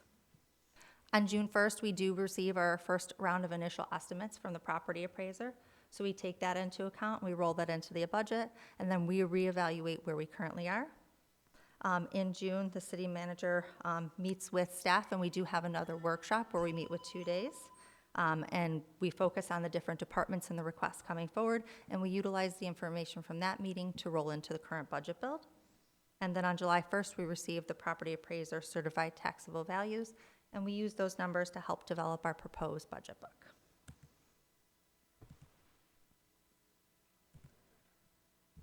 So in July, the city manager, about midway through July, we will provide a proposed budget book to city council. At the end of July, you will have a millage rate recommendation that you will do. We also have implemented last year our very first town hall that happens in July. We will be continuing forward with that this year in hopes that we have a little bit better participation. It's extremely important, as we mentioned, to have stakeholder involvement, to have the citizens involved. We want to make sure we're hearing them and getting all the information into the budget. City Council in August holds typically 3 to 4 workshops where we will walk through the proposed budget with you, make any recommendations or changes, and then we will move forward with that. The trim notice goes out at the end of August from the property appraiser's office to homeowners. In early September, we had the initial public hearing to establish the maximum millage rate, the first reading of the appropriation and the ordinance and fee structure. And then in late September, we have the second and final public hearing to adopt the millage rate and move forward with adoption of the budget. It is required that by September 30th, we have an adopted budget. So at that point, we move forward and we have our final budget book prepared. So that covers kind of the basic walkthrough timeline of what budget does, who we work with, and how we prepare our budget. Up next in the workshops, like I said, we'll be focusing on your revenues and expenditures, your modifications and monitoring, and then obviously financial reporting. But I am here for any questions. Any questions? Seeing none, thank you. We'll move on to next item on the agenda, commercial vehicle parking. I'll turn it over to the city manager to start with. Nope, you don't. All right, I had added this to the agenda just so council could have a discussion. As some of you might know, there are a variety of commercial vehicle restrictions throughout the city. Some of them are actually identified on per streets. And I wanted to have a discussion to see if the council had a preference to, and I know we've been talking about this probably the whole time I've been here, the last 7 years, is to have a city approach to commercial vehicle regulations instead of, you know, we have several ordinances where this particular roadway, you can't park here during these times, this other roadway, it's a different time. So more of a holistic approach for commercial vehicle parking through the city. I thought it was at least worth the discussion to see if that's a direction that we want to go. If it is, maybe staff can bring back some recommendations at a later time, and then we could have, you know, some further discussions regarding this. I don't think we're going to have all those answers today. I think today, what I was really looking to see is if a majority of council had that same appetite to take a look at commercial vehicle parking holistically for the whole city instead of identifying just certain streets throughout the city. So I think that's pretty much where the discussion is, and with that, I'll open it up. Councilmember Kilrain? Sure. I think it's important. I know that a lot of communication goes on in the community about complaining about opportunities to store their trucks in that, they come home from work and because it has a sign or it's a larger truck, or they can do it in another neighborhood, not mine. So I think it's valuable. I think that if we could come up with something overall for the city, it'd be best. That can be a real challenge. I understand, or else we would have had it already, but I think it's worth the squeeze. And I guess maybe to clarify a little further, I know we have residential regulations in place now for commercial parking. I wasn't necessarily speaking about that, not that we can't encompass that into the discussion if you'd like to. I think the problem that we are seeing throughout the city, when I say commercial vehicles, 1 ton or greater than 1 ton, mainly it's dump trucks, tractor and trailers, big box trucks, those types of vehicles that are parking in the right-of-ways in our city, which are not regulated. Right now, we have no regulations on our right-of-ways as far as in a commercial area, or in a residential area. Is that correct, Mr. City Attorney? Correct, yes. Yeah, so we have no regulations on right-of-ways whatsoever now, whether it's residential or commercial. I think that we need to incorporate that somehow into the discussion moving forward. We have, and I think that's a majority of the issues throughout the city. I've traveled down roadways. We'll put signs up on this street, and they can't park here. What do? They move to the next street over, or the next block over. To me, that's not the greatest approach. So I think we need to have that discussion. So I think more importantly, it's commercial vehicles parked in the right-of-ways, commercial vehicles parked on vacant lots, and that may or may not be in our current codes now, but I see them parking on vacant lots. If it's a commercial vehicle parked on an improved lot and the business owner and the property owner allow it, I have no problem with that. But when they start just parking in vacant lots, any right-of-ways, alongside the roadways, that's the issue that I think that we need to address. So that's kind of where I was kind of going with the discussion. Anything you want to add? Since No, well, I think that's certainly valid, and I think it's probably lesser of a problem with the small pickup trucks that's, someone's a handyman or something. I think it is the issue, the larger trucks that are really the problem. So. Yep. Councilmember Steinke? Thank you, Mayor. I agree. I think it should be a holistic approach to stop the migration from one to another and whatnot. Although what I would ask is that while it's relatively easy to, for us to talk about, okay, well, let's make it a citywide mandate that they can't do this. I'd like to find, at least spend some effort at finding solutions as we look at bringing more commercial business into our area, and we have a greater number of these types of vehicles, and we have people here that are working here that way. I know, certainly in the transportation business, one of the things that held us back in the past from a relatively large business decision was that we had no quick way to get to I-75. Obviously, we're working on the whole, let's get to I-75 quicker, and we probably could have done a better job of talking about going up Burnstore Road and hitting I-75 that way as a solution. And I think that we could have used that more in the negotiation there, is helping them find a solution for their commercial issue. So while it'd be easy for us to put a legislation in place that would say you can't park here and you can't park there, I certainly would like our discussions also to involve, all right, how can we accommodate these people so that they can do their business, they can be employed, and so I am in favor of it, but I would also like to see us work on some solutions, not just only a you can't do this. Any suggestions on the solution aspect of it? Well, I know that being 55%-ish built out, we got 45% that isn't. So we have some areas that are relatively large that are unused now and probably won't be used for a while, especially without getting utilities there and whatnot. And so I've spoken about this before as it relates to boats on trailers, and so we're a waterfront paradise, but you can't keep your boat at your house because the angle of the turf on the side of your house is such that it'll tip over if you park it there. So where do they park? So we certainly have some commercial businesses that are flat deck storage, but we have a lot of flat deck areas that could be used for overnight parking of commercial vehicles. And whether that would be look for a P3 to manage something like that for a while until that property would be needed for something else.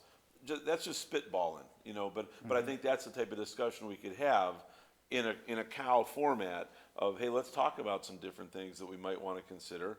Or we could certainly call upon staff to put some mind to it and bring it back to us on, hey, here's some things that you might want to consider. Just one way or another, I'd just like to look at a little bit of the solution brain power in it and not just the regulating against it. That's all. So would that incorporate using tax dollars in order to? I don't know. We just brought it up. We Okay. just brought it up on today's agenda, and so they haven't put a whole lot of thought, you know, toward it. Okay. If it was a revenue neutral deal, it wouldn't require any tax dollars. So, you know, certainly some type of a pro forma could be put together that would make it a revenue neutral deal that might solve, you know, kill two birds with one stone. Okay. Councilmember Donnell. Having picked up from my illustrious council member, Brother Long, I agree with, I'm hearing you say you brought this just to see if there'd be an interest because, and that's a great way to get the public involved. To Councilman Stanky, have the people come in the COW.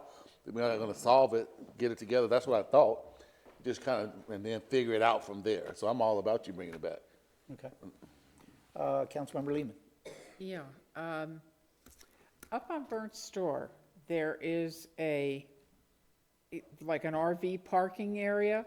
Why not have something like that for, you know, obviously not in that area, but have something like that for commercial vehicles? I drove around with a constituent yesterday, and between all of the 18-wheelers and whatnot sitting on vacant lots, trailers and whatnot sitting on vacant lots in residential areas, it looks horrible. And, you know, and I could understand them complaining about this, but maybe to have an area where they can legally park their vehicles.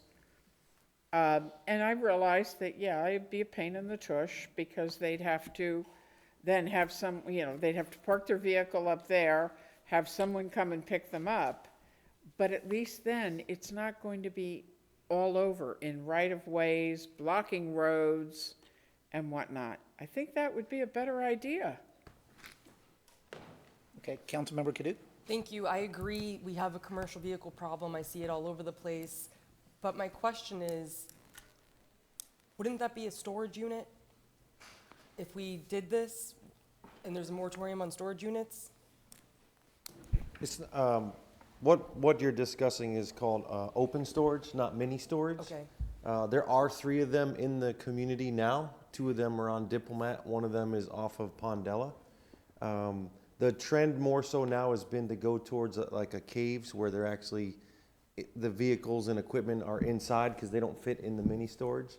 But we do not have, currently right now, previous councils have banned open storage. That land competes with our commercial needs. And so the idea is buy a piece of property, build a commercial building with storage, or find storage outside of the city. So that's kind of a problem. Yeah, I guess for me, I look at it, and I don't mind having that discussion, but I think that we have to be cautious that if we're going to use tax dollars in order to open a storage facility, I wouldn't personally support that. I think this is a private industry problem, not a governmental problem. We have many regulations. We have boat regulations. You know, you can't park your boat in your, has the city opened up a boat storage yard? No, we haven't. Same thing with commercial vehicles. I pay over $1,000 a month for my trailers and commercial truck to park at a variety of locations in the city. Because it's not allowed, I can't bring it home, or it's not allowed to be kept where I could keep it. So I think that's a private industry issue that needs to, and I think it's a great opportunity. Maybe we need to look at our land development code to see exactly what they can and can't do. I would definitely entertain that to make it maybe less restrictive. But keep in mind, any type of storage facility, it has to be improved. You just can't pick a lot. It has to have a parking lot. It has fencing, security lighting, you know, so it's just not, hey, there's a vacant, we got 30 acres over here, let's just use it. You know, we can't do that. Yeah. So I think there's a lot more discussion that we could have. Maybe staff can bring some recommendations, bring this back. Maybe this is what the land development code allows, this is what they don't allow. You said we have 3 in the city, so I'm assuming the land development code, unless we've changed it after they've opened, allows those type of facilities. It was recently eliminated because of the need for commercial. Okay. So that's something that I think we need to take a look at it. For me personally, this is a private industry type solution that they can bring. I wouldn't want to spend tax dollars from the city residents on commercial parking. You know, I think that we'd probably get a lot of backlash for that. Now, if we had some property somewhere and we wanted to open up a possible P3, that could be an opportunity. You know, maybe later on down the road, you put a RFI out to see if there are any viable companies out there that are interested and, you know, see what that brings. But, you know, I think that staff can bring that back and make some recommendations, and we'll put it on a future CAL. It looks like I have at least 5 people interested. Yeah. All right. Mayor, did you want me to put together an ordinance, or do you want me to wait? Well, I didn't ask for a second to work on it. I thought it was important to Have a first get the buy-in from the council. And then secondly, even more importantly, is we all have to have the opportunity to work through this process to see where we land. And just so that you all know, and you mentioned it, you alluded to it, it's spread across our code in multiple areas. My intent was to create a separate parking section that is not within the LDRs. It doesn't belong within the LDRs. It really should be outside of the LDRs because you're regulating conduct. So it was my intent that if there is a will to do that, it would be to remove all those sections and create a parking and enforcement section for the entire city. Well, maybe that's something that you could maybe draft and we can bring it back to a committee of the whole and maybe some recommendations from the city manager's office on, you know, how we could implement the solution part of it. The regulation part's fairly simple. So maybe you guys can work together and we can have a future committee of the whole. You can bring back maybe the solution aspect recommendation, that maybe some alternatives that may be available to us. And you can bring the regulatory piece back to us. You got it. So, is that okay with everybody? All right. All right, last on the agenda, I put this item on here only because I wanted to find out exactly what the council, if there was a majority of council that wanted to go in this direction. I had received a second from the previous council right before the election. And I'll give you a quick summary of, and I'd gotten a second to work on it, but I felt there was real no need to waste the city attorney's time drafting an ordinance and coming back if it didn't seem like at least 5 of us was interested in it. As we all know, at our polling sites, the state regulation is you can't do any campaigning within 150 feet of the doorway. Yes. And I spoke with the city attorney about this before I'd gotten a second to work on this, to see if we could be more restrictive. Of course, you can't be less restrictive on a state statute, but you can be more restrictive. Where I was going is our polling stations throughout the city that are identified where there would basically be no campaigning at the polling stations. I believe in grassroots campaigning. I have no problem going to Lowe's and Home Depot and Walmart. I've been to all those myself. But, you know, I know I received some complaints on, you know, people getting harassed, or, you know, it's kind of like going to buy a car and you got the car salesman kind of breathing down your neck kind of thing. So I know I received some complaints regarding that. So I almost think that the polling station should be kind of a neutral zone where our constituents can go there and vote and do what they need to do. Where, you know, because a lot of our, not a lot, but some of our polling stations, you know, they got the black signs up. We're all aware of them. They got the black signs up. You can't go over that. And you got people standing right there at the black sign. So that's kind of what my thought process was on that. But I wanted to bring it back to this council since I didn't receive a second from you guys, and see what your thoughts are. If a majority of us want to go in that direction, I'll continue. If I don't have a majority, then we're done. So that's why I brought it back. So with that, I'll leave it. I'll open it up for discussion. Councilmember, is that from a previous? All right, Councilmember Kilrain. Sure. I'm looking at a different direction on this one, Mayor. I think that it's vital that we have access to the polls. And I'll be perfectly honest here. I think that if we bring the exclusion zone to a point where you can't really have a presence at the polls, it really is in favor of people who had the financial capability to run a race that's strong. And I'll be perfectly honest with you, I probably spent more money on my campaign than anybody up here. And I probably spent as much time as others up here at the polls. I think that it's a basic right for a candidate to be able to communicate in that way, as long as the abusers are taken care of. And there were a few abusive activities going on, and I think it's important to manage the abusive actions as opposed to kind of refraining from having that capability. I saw value in it from a campaign standpoint. It's certainly a grassroots method. It's very difficult in our large city to use media and other things to reach people, to get information out there.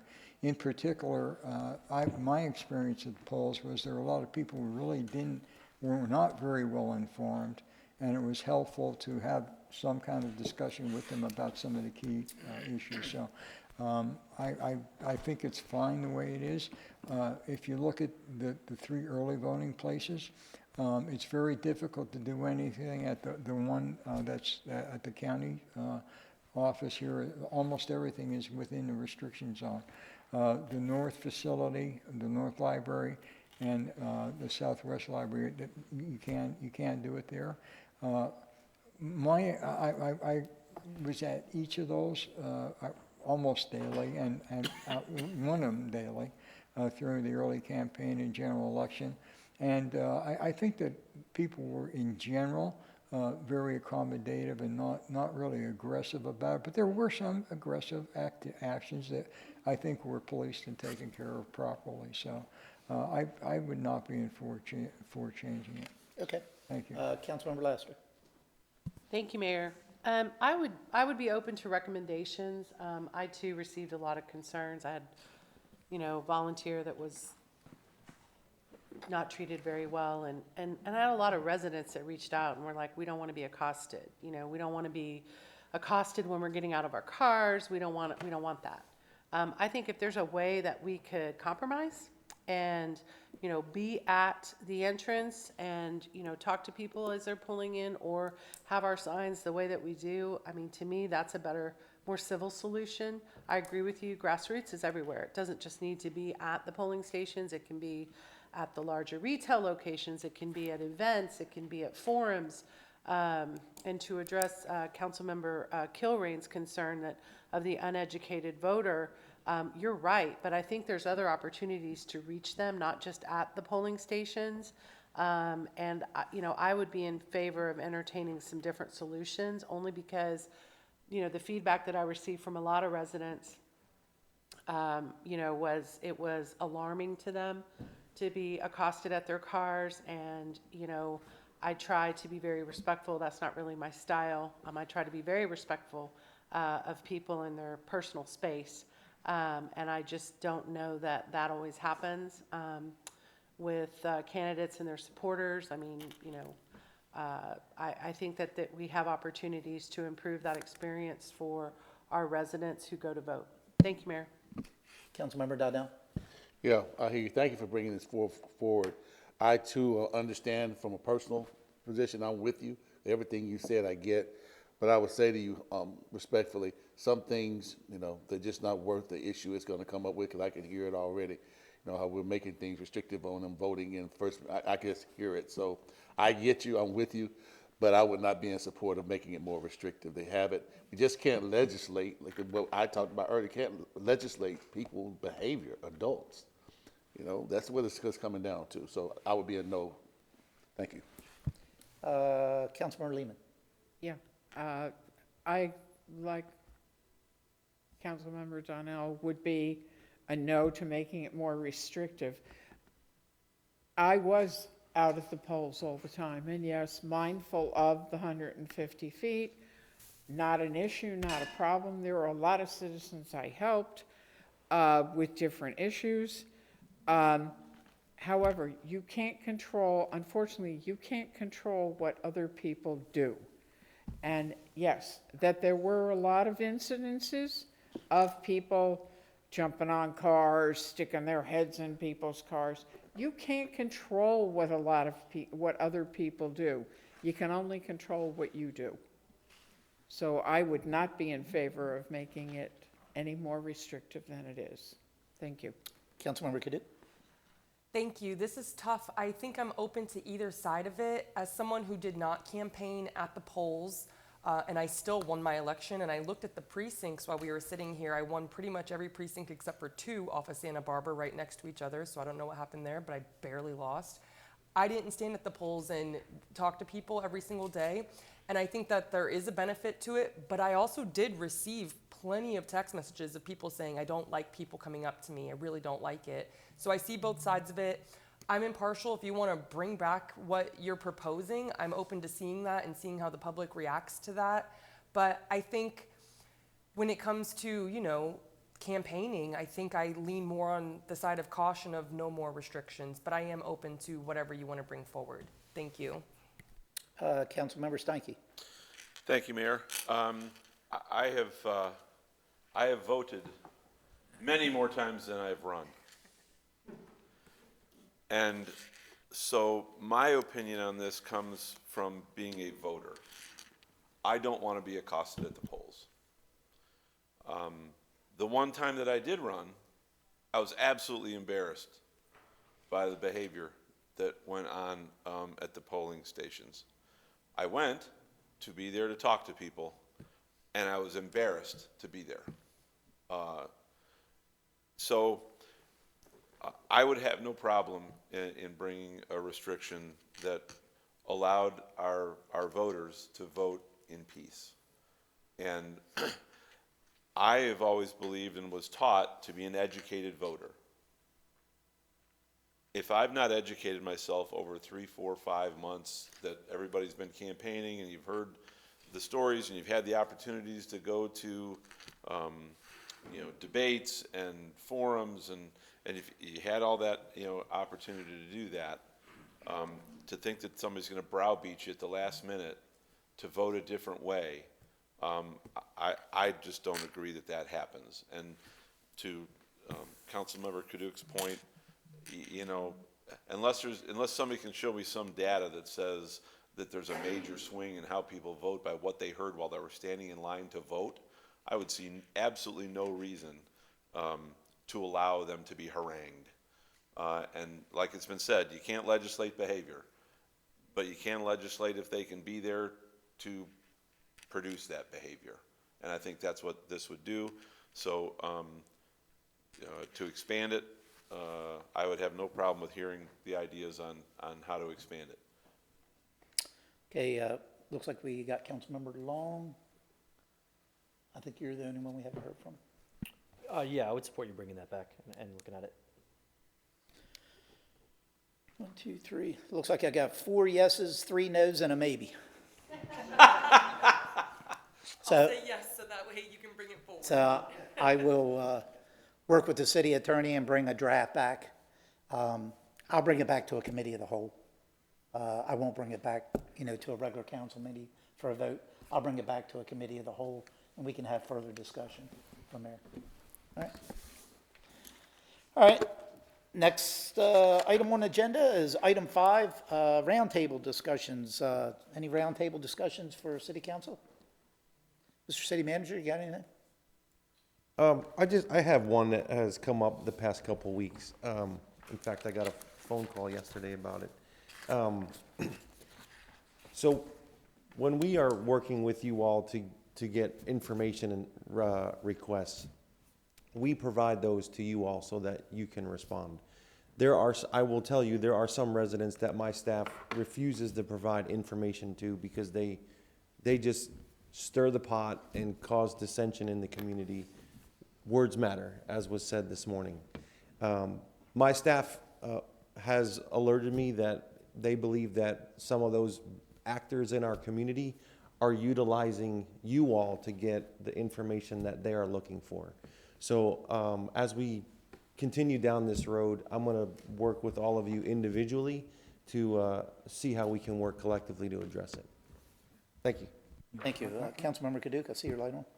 Yes, thank you. Roundtable discussion, I figured I should bring this up if you haven't heard. I know that Mike Lombardo was a speaker at Rotary. I don't know if there's any Rotarians here, but he did file House Bill 991, which is eliminating community redevelopment agencies, which I think we should all be aware of and prepped for. And I know that Mr. City Manager did speak to him on that, so I'd like an update on that. Absolutely. I spoke to Representative G. G. Lombardo 2 days ago on his bill. At the current time frame, there is no Senate bill sponsor for a Senate bill. What my understanding is that there was a look at some of the CRAs and what they're actually doing with their funding.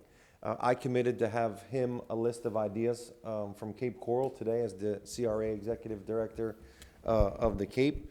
I intend on letting him know that meaningful reform and change through CRAs probably could come in the form of ideas such as utilizing the revenues solely for infrastructure, private development to make projects work, and eliminating some of the peripheral stuff such as special events and things like that. So if we can kind of get back to the basics of redevelopment, that would be one thing. Again, looking at the boards, looking at how the executive directors are, some of them hire their own as opposed to utilizing the city manager of the city, and so there's additional costs there.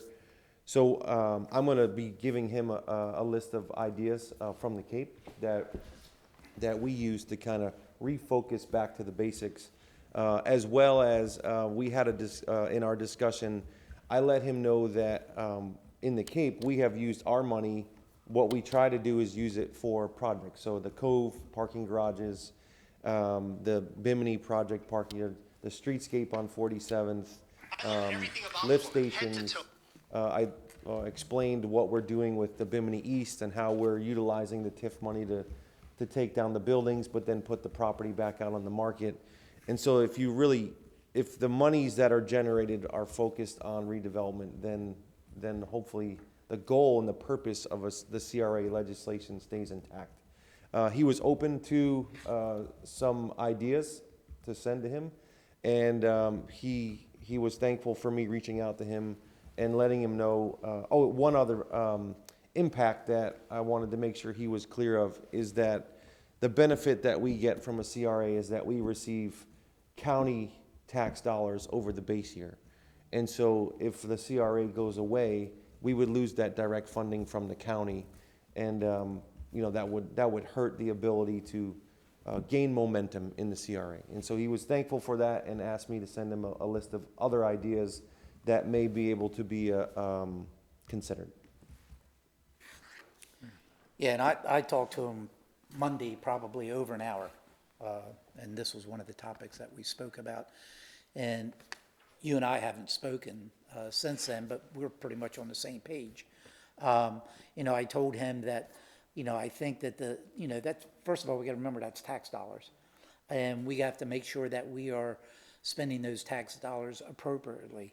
Infrastructure, roads, private development, bringing in private development, very similar to the $40 million purchase of that property. And we're going to go in and assemble those properties and vacate some roadways and then put it up for sale for a developer.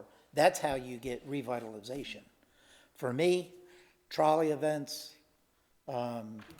different types of nonprofits having events down there, that's all well said and good. But for me, like the city manager said, it should be for the basics. It should be for roads. It should be for sidewalks. You can go down there right now and look at some of the sidewalks broken up that need to be replaced. We should be spending money on that and not some type of a nonprofit event, in my opinion. And I think that's one of the things that they're looking at. My understanding throughout the state, there are other municipalities that are even worse than we are on what they're spending those dollars on. And it's getting a little out of hand, and I think they're trying to rein it back in. But I think we're partly to blame too.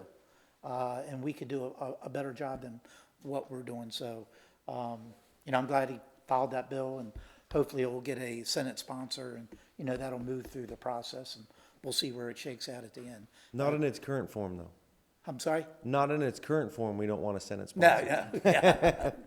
Councilmember Kilrain. Yeah, since we're talking about the opportunities for nonprofits, I didn't know where I should bring this up, but I had a request. Chris Camerata hosts and organizes a Nimitz Memorial. This year it's going to be on May 26th. And typically, he's been holding them behind the Brotherhood of Heroes, who has a lot down there. He has a request whether or not he might be able to use the city's tent just to be able to help structure it. And they're using small vendor tents before. And he thought that if we had that tent, it's usually pretty darn warm out there during that period of time, get everybody out of the sun, and they could get better attendance. And it's a request from him if the city would be able to provide that. I don't know if I should bring it in front of the general counsel or the CRA, since they're in the CRA, you know, and whether that's appropriate, so. Is the tent owned by the city, Mr. City Manager, or the CRA? I'm sorry. The tent, the large tent that we. There's a nonprofit organization. I don't even know if it's I know he has a Nimitz. I don't even think it's a nonprofit. I think he's doing it through the Brotherhood of Heroes, so that would be. We rent our tents for special events. Okay. Yeah, for me, I guess it would be, I wouldn't, whatever our policy is, if we rent, and that's what we do, then that's what we should do. Whatever our policy is. Okay. I don't mean rent out. We rent from Calusa Tent. Oh, okay. Oh, we don't have a tent then? So we don't have a tent. Well, then that makes the okay. decision easy. That's easy. Can't give them something we don't have. Give him 10 digits. Yeah, we'll give him a phone number. 10 digits. I mean, I'll check with special event. Do we rent out tents? The city owns a large tent. It's stored at Calusa Tent and Rental. We do pay them to put it up and take it down, but we own the tent ourselves. Yeah. But we don't rent it, our current policy, we don't rent it to anyone else. For me, I mean, there's other private organizations that could probably provide it, and since we don't rent the tent out, or we never have, then I would want to continue that same policy. Yeah, I brought it forward, and if it's not allowed, that's fine. All right, any other discussions? Real quickly, Mayor, since it was brought up, and going back to the CRA bill that Mike Jones had brought forth, have we ever heard any indication that this was coming, or that he had any particular issue with the CRA in the city? We were not aware of it until the bill was filed. Yeah, that seems bizarre to me, considering that his entire district is comprised solely of Cape Coral. I would assume that you had extended our surprise and the fact that this has come forth without any discussion from our House Representative. Did I? Yes. Absolutely. Okay. Yeah. I mean, when I called him, I said, this wasn't on our list of things, priorities. Where'd it come from? And he said, it was a bill that he sponsored. And then we went into a discussion about the content of it.